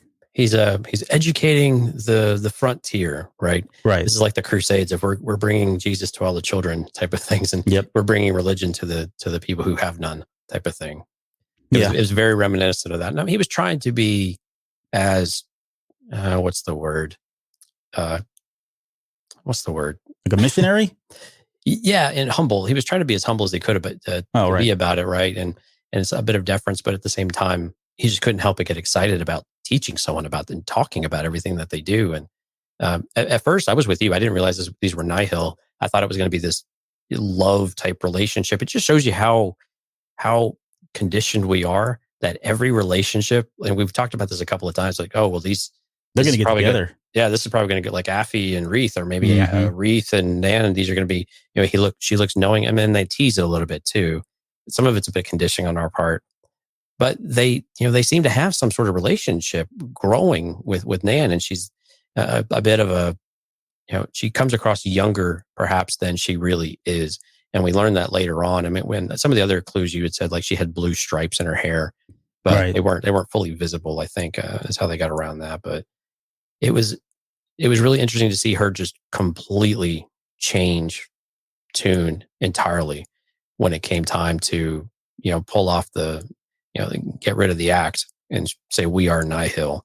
But she did have a little bit of honor, though. He saved her, and then she gave him the benefit of basically walking away and not hurting him. Mm-hmm. And she wasn't sure what her odds were, but she gave him the option, and he chose it, and he understood for what it was, and that they were on the different side. But Wreath was still going to hold out a little bit of hope. But with her, I think she's a bit of a lost cause. Yeah, I think so too. I think they made that clear. Although I did, I was picking up a vibe at one point from them. I think there probably maybe is something there. How they stoke that at this point is kind of seems far-fetched, but we've got a long way to go, right, in terms of storytelling over the next 3 years. But they kind of end that relationship with Wreath walking away. She's now, she confesses that she's part of the Nihil, and again, like you said, she allowed him to leave and live. But both Haig and her are still alive. So my gut tells me we're going to see them later down the road. There is a part at the very end of the novel where Marchion Ro is talking to her. And so I think if she is going to resurface, they'll probably work it in at that angle. I can see her moving up really quickly, and that would be a way to kind of showcase her. And then, that way Wreath is always aware that this is that same person, that, he let go, that betrayed him. And it was interesting too, because when they go back to when they go back to the space station after coming back to Coruscant, they all go back for different reasons. He's going back because he wants to prove that they were Nihil, right? He has a moment there, this epiphany that while he's on Coruscant, that holy crap, that was probably Nihil, and I got suckered into all of this. And so that's his motive to go back.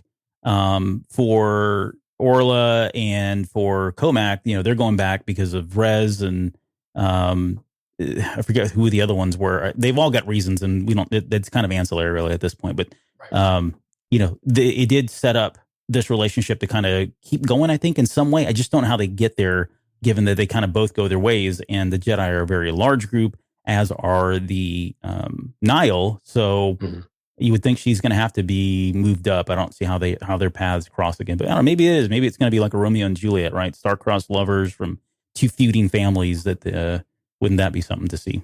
Yeah, and a huge fleet of Nihil end up showing up at the end of this book. Mm-hmm. And so before we get into the Drinker, maybe you can set up why the space station is so important all of a sudden.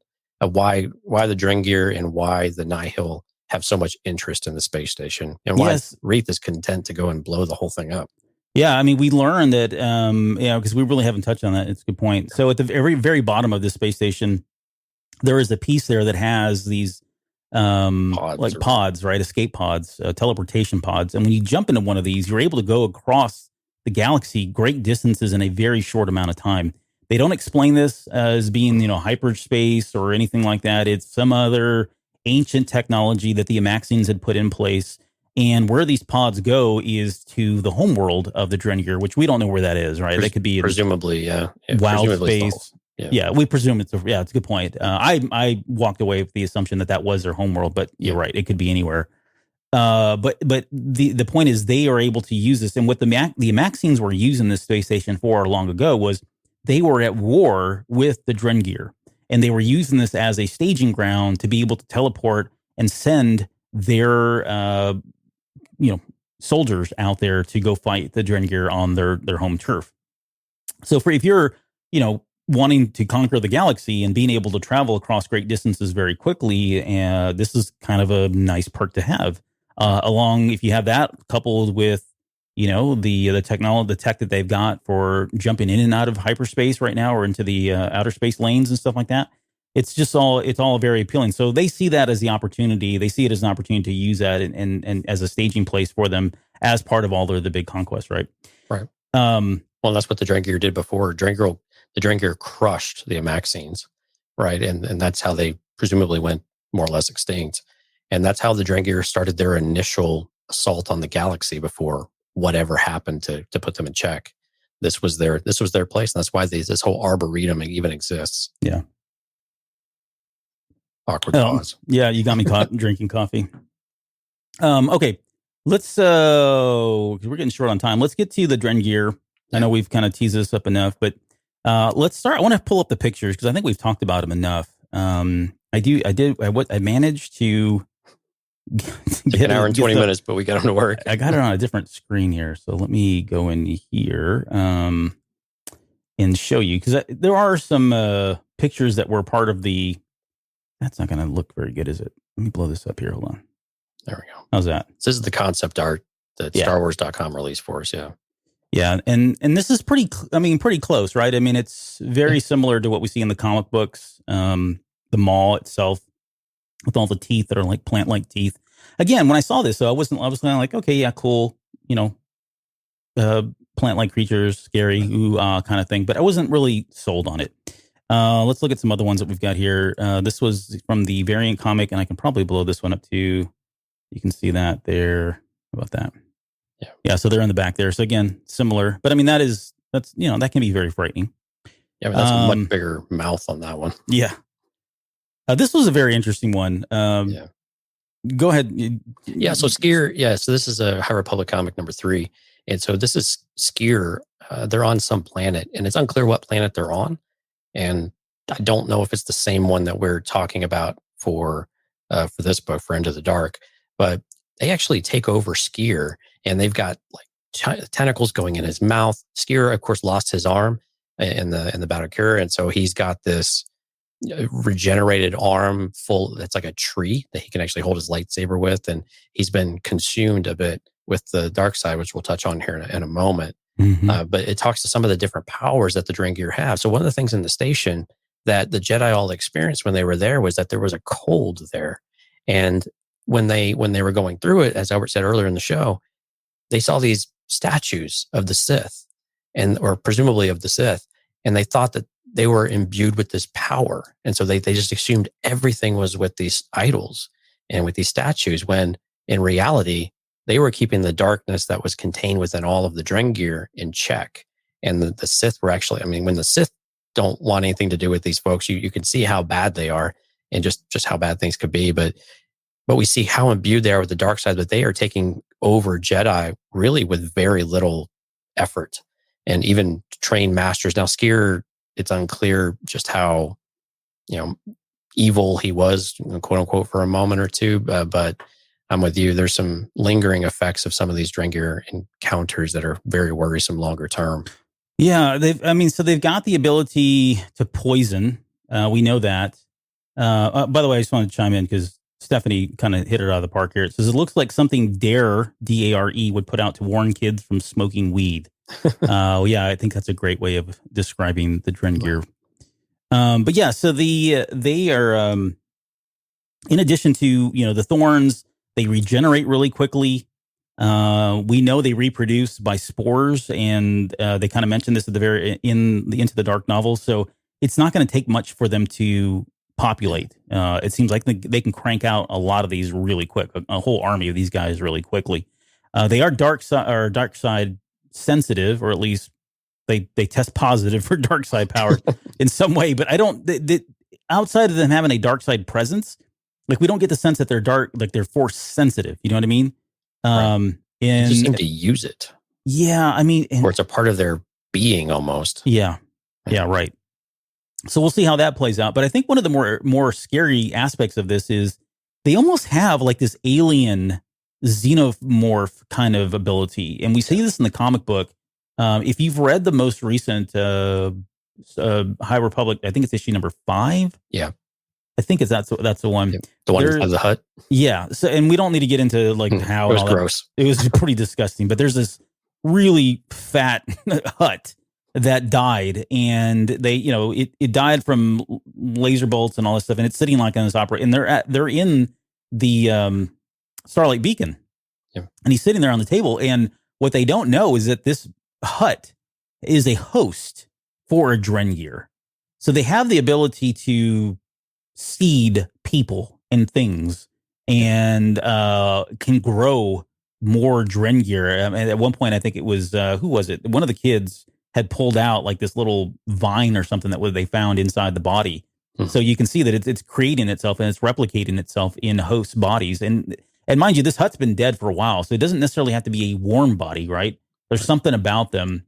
We've kind of skipped over the fact that everything is meat to them, right? They can talk, they can speak, but they're really all about just eating people. Like and it's very, as simple as that may sound. If you think about it, that's all they are, right? They're a Venus flytrap, and all that. What do they really want, right? They want to eat. Okay, yeah, we can conquer the galaxy and we can fly ships, maybe potentially we can use weapons and all that, but really they don't have any objective here other than food. Consume the galaxy, basically.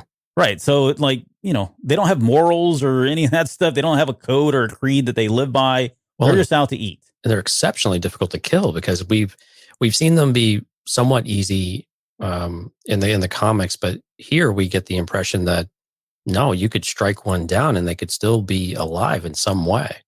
And so how they're going to be killed or how they're going to be contained is going to be a very interesting thing because we've still not really, the Jedi really don't have a good hold over what is going on with the Drengir and just how serious of a threat they could be.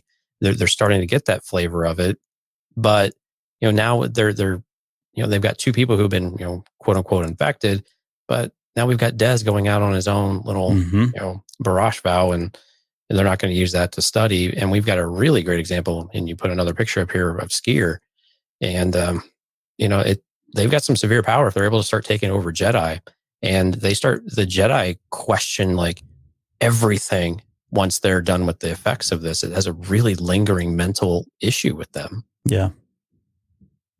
I'm more concerned with somebody like Skier too. So Skier, and we're going to ruin the comics, so I'm going to apologize in advance, but I think it's relevant. It's been out for over a month, so sorry. Not sorry. But Skier, you go down this path of thinking, okay, he's converted and there's no way he's coming back. And what he's able to do, he's that powerful. He was able to allow those things to kind of take over him. And he did this so that he could learn about their weakness. And I don't remember the comic ever really explaining it. I hope in the next issue they do, or they get into it a little bit more. But it's enough for him to kind of come back to the light, right? He comes back to the light and he keeps the arm, though. That's the crazy thing. Like somehow their DNA is now spliced with his DNA. And instead of growing back a lizard arm or, whatever, he's growing back this arm that we're kind of showing it here on the screen. He's got like this, it's like plant root tentacle kind of hand that he's got going on. So very much like Groot from Groot's hand. Yeah. Guardians of the Galaxy. Yeah. So that's scary because that tells me that I don't know if that's safe. There's a really good picture of it right there. You can kind of see it. Yeah. It's cool as heck, but we'll see what happens. It is very concerning because like you said, they make a very clear point of it that Skier says they are now bonded. This is like a Venom and Peter Parker, or symbiote, the symbiote suit and all of that. And it's very much like that, though. That now you don't know where one ends and the other one begins, and there's no going back from this. So, what is the lasting effect of that, and what could that actually mean? But we do see that they are sentient, though. They are smart, I guess. They have a really huge grudge with the galaxy. For whatever reason. We don't really know they don't have a plan. They just want to literally consume and dominate everything. Their whole purpose in life is just to spread and to just cover the galaxy. Yep. So, what do you do with something that has no other objectives? Yeah, I don't know. And we've seen the Jedi. The Jedi seem to be at least effective against them, like so far. Right. They're cutting limbs off and they're growing back, but they've subdued most of them. Like so far in the comics, at least, no one's really died from these guys. Right. They've certainly been possessed by them. They've been under the influence of them. Somebody like Dez. We'll see how that plays out. But they're not. The Jedi aren't having an easy time by any means either. Because you can't. They can cut their limbs off, and you can see that happening here. But they just grow right back. So it's like, okay, that's not really going to be that effective. So at some point, they are going to have to learn a way to conquer them. And we know.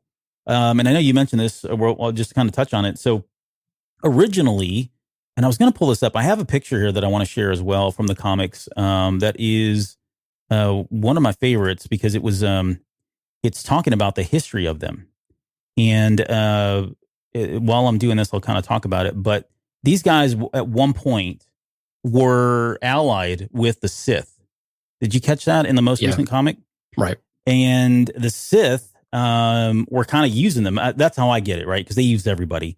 And the Drengir actually say, but nothing lasts forever. Soon they betrayed us, as was their nature. They being the Sith. The Sith betrayed them, and they kind of knew that was going to happen. Because they viewed the Jedi as the extension of that, and then they started to realize this was an Into the Dark, though, too. That when they kidnapped Dez and with Reath, that they were something was different about them, but they were descendants of all of these same ones. But you've got here's the comic, And then this is kind of an eyesore, so especially if you're tuned into us live, and if you're listening, I'm going to do my best here to describe it. You can see in the top right hand panel here. So this is where the Sith had allied. It says, others saw our power and reaped alongside us, working together for the greatest gain. Soon they betrayed us, as was their nature. Soon they paid the price. And you can see here, they've got some of these Sith with these tentacles and stuff going through their noses and all that. And we see that in the comic a little bit later. They're very evasive. So again, it is very much like the xenomorphs, right? And if you think of like aliens and them being able to take over bodies and hosts and that sort of thing. And then the next panel says they trapped the first of us within their totems, forcing her to sleep. Now, they don't mention they don't elaborate on who her is, but following that same kind of xenomorph aliens thing, there's probably a queen of some sort that we have not seen. And you can see here, these are those big statues that were removed from the Into the Dark novel. They removed them from the space station. They took them out to the Jedi Temple, took them down underneath the Jedi Temple where there used to be a Sith temple where there was a Vergence, right? So every Sith temple, Jedi temple, these holy places like the tree and all that, Ahch-To, these are all convergent or Vergence places where the both the light and the dark side kind of come together.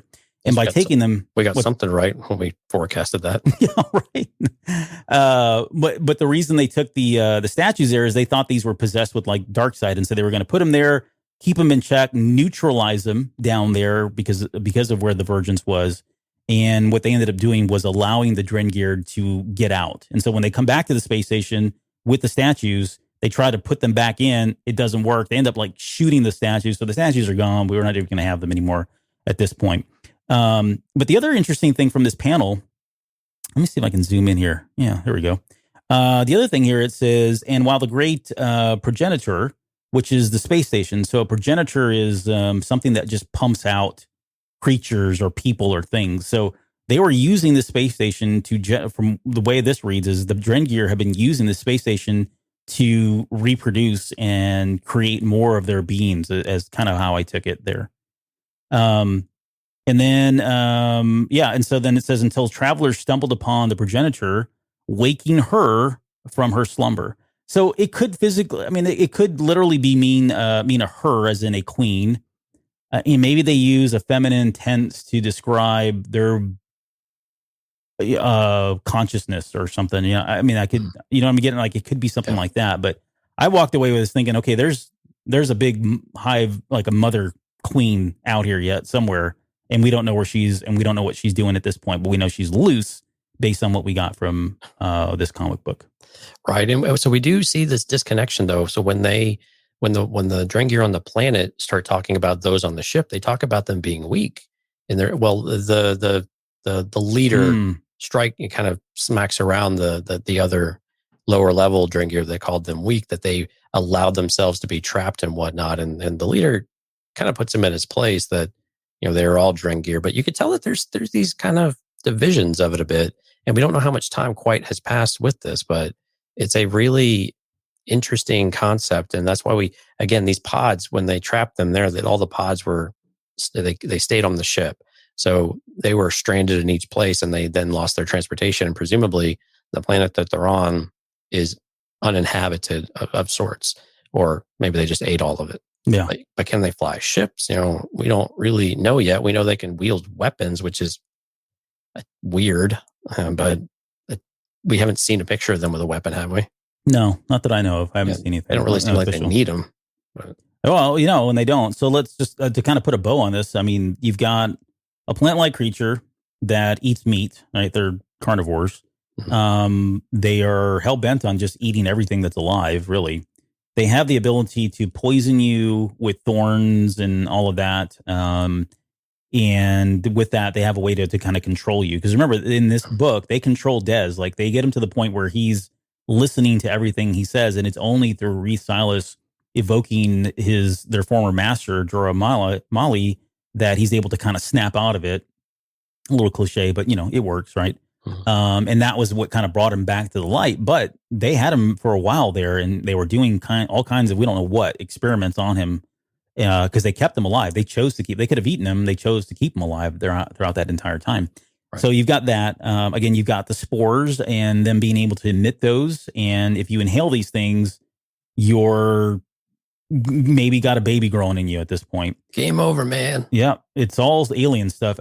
We see them when I think I showed a picture, but in the comic books, they use these vines to kind of entrap and entomb and kind of put them in a cocoon of sorts. Yeah, looks like a hive almost. Yeah, it's almost like a hive, right? And then they start putting tentacles and all kinds of plant things in all of your orifices, right? So I don't know what that's doing. And then on top of all this, they can wield weapons, right? They regenerate quickly. They wield weapons. It doesn't seem like they really do truly kill any of them. So I don't know how they're going to kill these things, or they're going to be a problem. And going back to earlier, I think a couple episodes ago, we were talking about whether or not they're going to team up with the Nihil. I don't know that I'm still in that boat. I can see where somebody like a Marchion Ro knows the history or learns the history and thinks, oh, maybe these guys can be my lackeys and I can get them to do some of the dirty work, weaken the Jedi, that kind of thing. I imagine that they're going to churn on. He will churn on them as well. I can't see him being allied with these guys for any length of time. But I think there's a precedence set there, right? So we learned something this week in Aphra number 8, and so I haven't read that one yet. Okay, well, you want me to spoil it for you? Yeah, no, go ahead. I'm fine. Okay, well, so minor spoiler alert. So in Aphra number 8, we learned that there was a huge conflict between the Nihil and the Drengir. They actually confirmed this. And again, it was very brief, but, the Nihil didn't fare very well in this. So I think it's one of these things of, is this going to, turn into the normal story of, they tried to team up and then it didn't work. And now the Nihil and the Jedi have to somehow team up in order to stop them. Again, we've got like 3 years to figure all this out. But Aphra did confirm that there was a conflict between the Nihil and the Drengir at some point, and it appeared to be a massive battle that did not go well for the Nihil. Well, wow. Okay, so we've connected again, and again, that book is in the between the Empire and Return of the Jedi stage. Yeah. Wow. Yeah, I hadn't. I'm not caught up on that one, but now I'm going to go pick that up. So, okay, well, no, that's great. Breaking news. That kind of throws a wrench in some of my theories, but I'll get over it. Your theories are just evolving. I know. That's all they really are. Yeah. Right. Okay, with the time that we no longer have. Oh, by the way, if you guys are again here for the novel, probably the last time I'll throw this up, down there at the bottom, there's a ticker. If you send a text message of the word Thrawn to 803-717-2278, that'll be your way to get into the entry for the drawing for Thrawn Ascendancy Book 2 Greater Good. Again, that is we don't keep these numbers. It's just a way for us to tally votes, right? More than anything. So, text that because I've got a number of texts already. I'm just looking at it now. Yeah, we got quite a few of them in here. So, good. Last call before we call a winner on that one. Right. So, overall thoughts on the book? What did you leave wanting more of this? Do you think we left in a good spot? Are we going to follow? Which characters are you most interested in following once we get past past the storyline? Yeah, I mean, I think it's going to have to be Reese Silas. I mean, he's a Jedi. I am interested to see what he does with Comac now as his master. Probably Orla as well. Like, she was one that I really want to know what goes on with her, more than even like, Geode and Leox and those guys. As much as I think that's going to be a lot of fun. I guess those would be the two characters that I'd like to see. For me, really, it's been about the Drengir, though. Yeah. Because this is kind of their origin story and our first taste of them. And we learned quite a bit of them actually between this and the comic books. But those were I guess the big standout moments for me. We talked about the statues already. I wanted to get into Grey Jedi, and I think we've kind of talked about that. I'm not going to say that she was advocating that this was that this was the Gray Jedi, or this was an interpretation of the Gray Jedi. I think it's far from that. No, she's very much following the light. Yeah, very much so. Yeah, I mean, and there's right, because they are still followers of the light. They are not like the Gray Jedi that we know from like Legends that are embracing the dark and the light and kind of balancing in between all of that, which honestly goes against what George Lucas always talked about. But that's a whole nother discussion for another day. I think also we talked about the Jedi Temple and the Vergence down there. Yeah, that was really neat. I want to know more about that. I know we got something from Dooku Jedi Lost. In fact, when we get to Dooku Jedi Lost, like that place is filled with a lot of the Bogan Room. Yeah, the Bogan Room. There's all kinds of relics and artifacts in there. So that's interesting. I want to know more about it. But now the more intriguing piece for me is like, what did Palpatine do with all of that? Yeah. You know what I mean? Like, where are they? And I know some of them, when Luke is out, this came from the Battlefront game, he's out there crusading around the galaxy looking for some of these things. And there's a moment there where you're playing as Luke and you get to one of these bunkers and there's some artifacts in there. And I just would like to know more about what Palpatine did with these things and what powers they have. And are they going to churn up in some of the storylines that we've got right now leading up to the Rise of Skywalker or even afterwards? That whole idea of artifacts is just really appealing to me. And I wish they would do more with it because it makes sense if you think about it. Something they touched on with that was that Coruscant, or this Vergence, has changed hands numerous times between Sith and Jedi, or whatever they might have been called in history. So I thought that was really neat too, that things have changed in some ways, and the temple stands on top of all of this, on top of the old Sith temple. It's still there in some way, but I'm right there with you. I really want to know more about what this is. We had a feeling Coruscant was likely a Vergence of some way. This confirms why the Jedi have such a huge temple there, and this is their presence beyond just the center of the Republic. But this is something that's clearly got more story to explore on it, and can't wait till they do that. I'm not expecting a whole lot, though. Maybe in like here and there type of things, we'll get little tidbits, but something that definitely I hope they come back to soon. Yep. And I guess maybe the last thing that we'll touch on just quickly is Marchion Ro, because he's got a very small bit at the very end. Yeah. A little bit different than what we got in the other book, I thought. Yeah, it was so short that you're probably right. I didn't really read much into it. It was kind of only a few lines, yeah. Yeah, I mean, when I got to it, I was like, oh man, this is going to be like a real big kind of send off kind of thing, and really leave me hanging. And it didn't do that as much as I was hoping it would, and that's fine. I mean, again, we've got 3 years of storyline coming up. I've got plenty of books to keep me interested here very soon, and the comic book has been great. I've really enjoyed the comic book and what they're delivering as quickly as they're delivering. Mm-hmm. But yeah, I mean, all we know is that he's very interested now in Nan and the fact that what she's learned.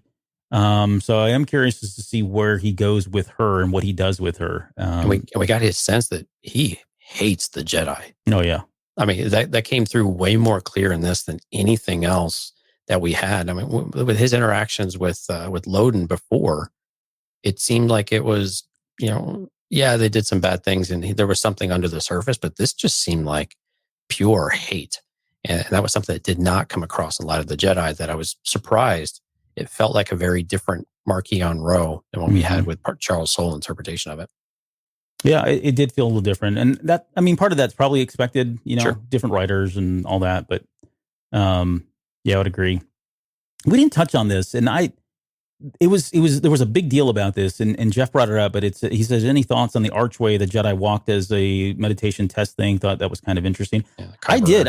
Yeah. I was waiting for this big reveal and the whole, how do you walk the arch by yourself kind of thing. Why can no Jedi cross the Kyber Arch alone? Alone, yeah. When they physically do it all the time.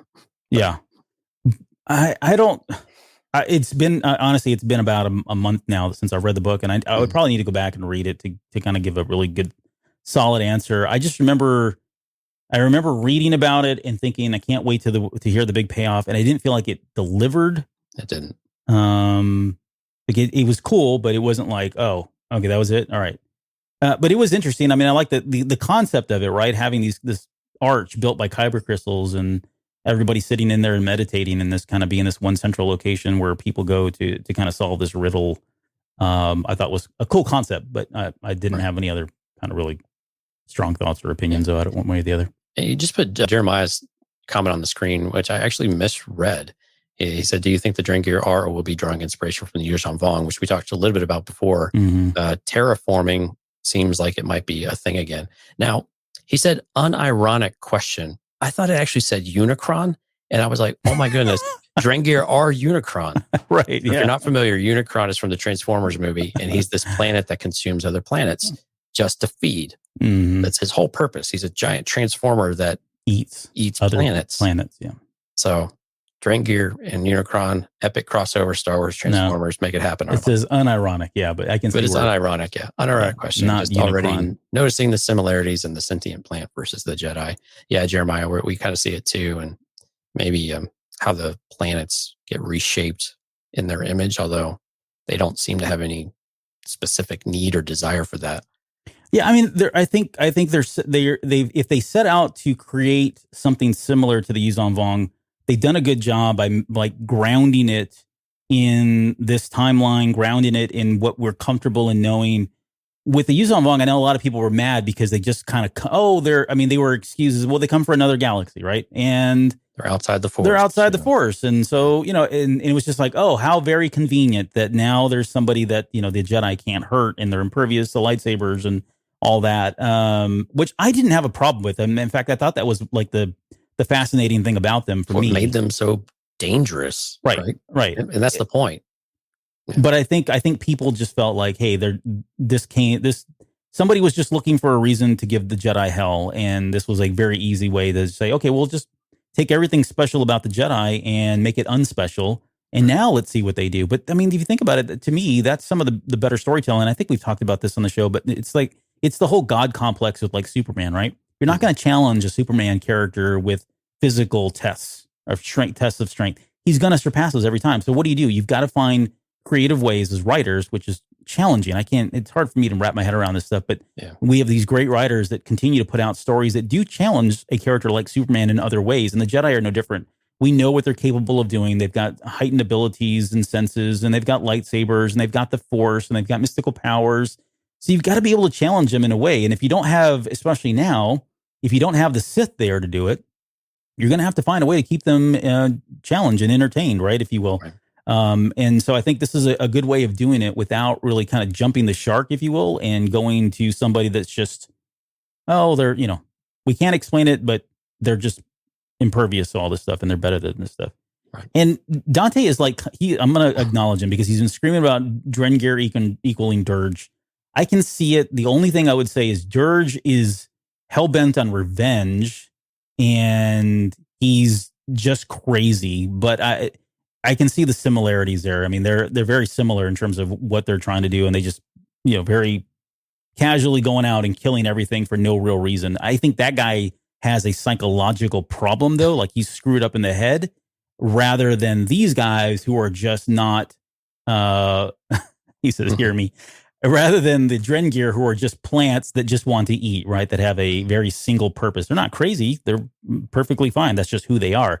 Dirge is a nutcase. Yeah, and the tentacles and the way that Dirge is put together he seems to actually have muscle structure and blood and flesh to a sort, And he's talking about the physiology. He just posted in their physiology, yeah. Yeah, I mean, yeah. So they have the kind of wingly tentacles and stuff when something gets cut off and they can regenerate, but they seem to be very, very different. But yeah, there's a lot of similarities there, and I had the same kind of thoughts originally that there are definitely bringing some of that in because I don't know, is Dirge actually canon now? Yes, he's in the comic book. Oh, okay. All right. Oh, that's right. They did bring him back, didn't they? Yep. Right, because he was on the old Clone Wars one. Yep. But there you go. Dante, you are acknowledged. You are heard, my friend. Okay, I am texting the winner now. Must be present to win. Yeah. Well, I hope you're there. Please respond because I'm going to move on if you don't respond. But that's going to that's the end of what we got. I don't have anything else on the show notes. So we can just stall now until this person responds, hopefully here soon. Right. So, if you see this is a 2 hour and 20-minute video, we just waited. Just because we're waiting for this person to respond. Yeah. All right. Well, so are you encouraged for the next phase? As we get into the next phase, are we in a good position are we kind of in this launching pad where we've established the world enough to where we're ready to move? I mean, we're still on the very early stages of it all, clearly, early innings, if you will. But have we positioned ourselves well enough right now to where there's enough there that we can really build on. Oh yeah, for sure. I mean, it's exceeded my expectations. In fact, I had lunch today with Neil Robison, and if you listen to The Basement, Neil's been on the show a few times. Right. I think he's been on the show at least 3 times now. But he and I went out to lunch today, and he is a prolific Star Wars fan. He was holding off on listening to our Light of the Jedi series, which, by the way, he gave us kudos, said it was awesome. He loved it, but he was waiting until he had read the book. So good job to you. But what he said was, this felt very planned out. Like, he appreciates the fact that there's a lot of world building here. There is a lot of groundwork that's being laid out, and he can tell and is acknowledging that this was there was a very conscious decision about a lot of these things, right? It did not feel like the sequel trilogy, love it or hate it. It did not feel like the sequel trilogy where it was kind of, put together, but yeah, right. And I think that's a mission accomplished, right? I mean, if you think about Star Wars books and just even like the Legends books, a lot of times they'd take a storyline and then the next writer would come in and go, oh, you know what? I'm going to change that now. Or I'm going to turn this up on its head, that kind of thing. Cause they were trying to keep it fresh and trying to keep it new. So even in that era, there wasn't a playbook that they were playing from. There wasn't a single storyline or anything like that. So from that perspective, yes, I think they've done a great job of giving us a lot of different story threads here to follow. How they execute on these, I don't know. And it may just be one of these things where they threw a lot of them out there and they have ones that they know they're going to follow through and see through and do an attempt check on some of the other ones, and if people really, seem to like Geode and what's his name? Leox and all them. Maybe they do follow that one. Maybe they don't, or maybe they come back to it later. But I think there's enough there for them to kind of build upon that later down the road. This person hasn't responded, by the way, and I'm tired of talking, so I'm going to move on. I apologize. I know I texted you, so I'm going to scroll and pick somebody else. What did you think while I do this?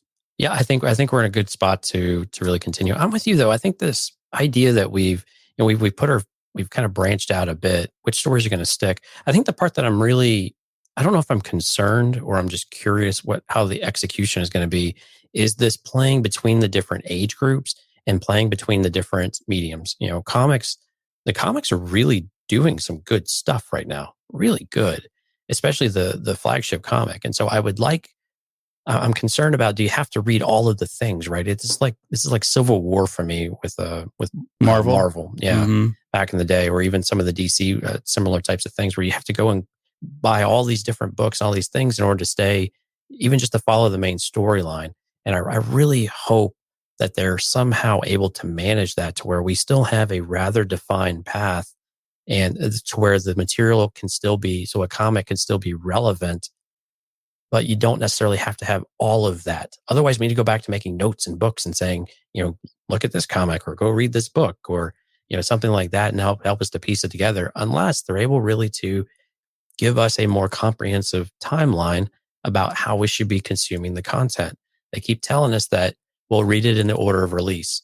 That gets really tough whenever you start talking about comic books and maybe insider stories and things like that. And some of these will be, of course, very, very small and irrelevant. And then you've got Thrawn and other things coming out at the same time. So you're asking a lot of your fan base, and we can do it. We've proven we can keep up with all these things. But does it start to dilute it a bit? And which of the characters you're actually going to stick with and commit to? We've seen Reath now. Reath is on Starlight Beacon. He is now in that issue 5 with the Drengir coming out of the hut. Right? Yep. So again, we see that connectivity, which is perfect. It's great. Emery was the one that I was thinking of. Emery shows up in. Oh, that's right. Yeah, he and Emery are together, and they're doing that with the researcher guy. And so, but yeah, I mean, how much of all of that do you really need to know? Because this has been a complaint for a lot of even harder core fans, but really the casual ones of, well, if I have to go read the book instead of the movies, then it takes something away from me. I shouldn't have to do that. Well, now that's the point, right? And that's a different mindset. It's a different shift of what the fan base is going to be expected of, I guess, in order to keep up with it, because we don't have a visual medium to really do this quite yet. Now I'm tired of talking. That's a change. The second person hasn't responded. Wow. All right. This has been a failed experiment. Okay. This is my last attempt. So if you're still here, please answer my text messages, man. All right. I'm going to person number 3 here. If you pull out your phones, please look at your phones. It says, You won. This is Albert. Please respond. Because I can't. Yeah, I guess we can just pick somebody here too from the live chat if we need to. But I mean, I've got 23 more people to go through. We had 26 text messages, so I've got 23 more people to go through if we want to. But I can't. I can't draw this out. Right. Any further? Here's the funny story. Mike Rondo, our producer and former host, was probably the same number. He texted all of those to you, saying just end the show. right, and just to irritate you that he wouldn't respond to anyone because he went to bed an hour and a half ago. Twan says he responded. Amber says she responded. Now you got all these people with books. Oh, sure. Now everybody's responding. Huh? How many? Well, Dante said he was first, but so Dante won the last book. Sorry, yeah, I just saw that right now. Dante wins everything. Yeah. How does he do this? I don't know. It's cheat codes. I tell you what we'll do. Since we ran into this, you'll send one to Amber. How about this? And then I will give Twan my copy. So we have satisfied our so loyal listeners. Okay, yeah. I see it. All right. All right, Amber, you get one and Twan's got one. We've got another one if we need to, but okay, so we'll call it there. I'm that good. Yeah, so you are. All right. Well, that's going to do it for our breakdown of Into the Dark. And what do we got coming up tomorrow? Do you want to let them know what we got coming up this weekend? We got a lot of stuff going on. We got a lot of stuff. So we have, from a certain point of view, our kind of celebration of all of our listeners. And we've got Uthal, or MPJ, that's going to visit with us. And we're going to talk a little bit about, we're going to say Last Jedi, but it's really kind of the themes and some of that. So don't get in a panic. It's going to be a great show. We've already kind of done a quick run through. We're looking forward to that one. Really exciting news is I'm going to head out to Austin late this weekend because Albert and I are co-hosting with Silver Lake Creative their annual May the 4th Be With Y'all celebration out in Austin. It's going to be a live stream. So we've started they tagged us in a social media post earlier today. So be on the lookout for that. It's going to be live streamed at least on Twitch, YouTube, and Facebook. I don't know if they're able to get some of the other ones going or not, but it's both. It has a kid-friendly area and it has a more adult time a little later on in the evening. But they do all sorts of crazy fun stuff. They're going to do lightsaber pool noodles and whatnot. So they weren't able to do it last year because of the whole pandemic thing. But this year they're trying to make it as entertaining as possible. So fun for all ages. Go check them out. Facebook.com/May the 4th. That's 4th. Be With Y'all. YALL for the folks who don't know how to speak Texan. Right. They're Southern. Yeah. Yeah. I know. I'm looking forward to it. We've got it's just about a week away. So it should be fun. I've had a chance to do these in person and they're so much fun. So hopefully we'll be able to bring that same energy and spirit to an online thing because of COVID. And the next year, hopefully we can get back to doing that in person. Tons of fun. And we were able to meet some of the Austin Force folks up during Star Wars Celebration, Johnny and them. And then Stephanie is amazing. They're a hoot to listen to and talk to. And they're going to have saber fights from the Jakku Saber Guild. So it's worth your time to hang out for 2-3 hours and see what's going on. So I highly encourage everyone to keep checking us out over there and go check them out too. There's something that says Chewbacca Burlesque, and I'll just leave it at that. So we are going to be in Austin. Yeah. And for those that don't know, we keep Austin weird. Keep it very weird. Not making it up. That's a thing. All right. Did you talk about the other ones? Because I wasn't paying attention. What was the other ones? Fact Boy tomorrow. Yep. Fact Boy. Yeah. And then Bad Batch. All right. We're good. Oh, yeah. Then we got and then we got Bad Batch on May the 4th. So we're going to come back on Thursday and do a live stream on May the 6th. Yep. Right. So we're going to get all the Star Wars days out of the way. And we will talk about the first 70-minute episode of Bad Batch. And then there'll be another one the very next day. So we are in Star Wars heaven right now. And those, if you're interested, they did spoil or leak out the titles and the running times for the next 2 episodes. So the first 3 episodes are out there. You can go see them. So cool. No big, in my opinion, no big like spoilers. But yeah. So yeah, we'll be back that Sunday after May 7th. So was it the 9th? We'll be back on 9th. I can't keep balls in my head. But yeah, we'll be back for that, and we'll do the second episode as a recap, and then we'll just keep it going with the Bad Batch until that runs out. Yeah, and Stephanie brought up a good point. We were doing the group watches on Disney Plus with some of the Mandalorian episodes, so if there's interest in that, you have to come over to Discord so we can get organized. So eargluemedia.com/Discord, and we'll keep putting that in the show notes and whatnot. So come visit us. We put that out there. Usually it's either a Friday night or a Saturday night, whatever works best, and we'll watch it as a group. Yep, sounds good. Yeah, I just got Amber's text. I don't know what was going on there. Okay, I'll get your address a little bit later. All right. That's going to do it for this episode. Hey, you know what? 2 hours, whatever. We got 25 seconds before it's officially 2 hours. But any final words before we get out of here? Oh, goodness, no. Let's do it. Okay. We'll be back in, tomorrow if you guys want to join us for that. Otherwise, we'll be back in like 3 days after that. So plenty of Star Wars to go. Thanks to everyone who joined us on the live show and the live feed. It's been a great, great time interacting with all of you guys, answering questions and just talking about Star Wars as always. Yeah. So yeah, we'll see you guys. Yeah, see you guys in the next episode.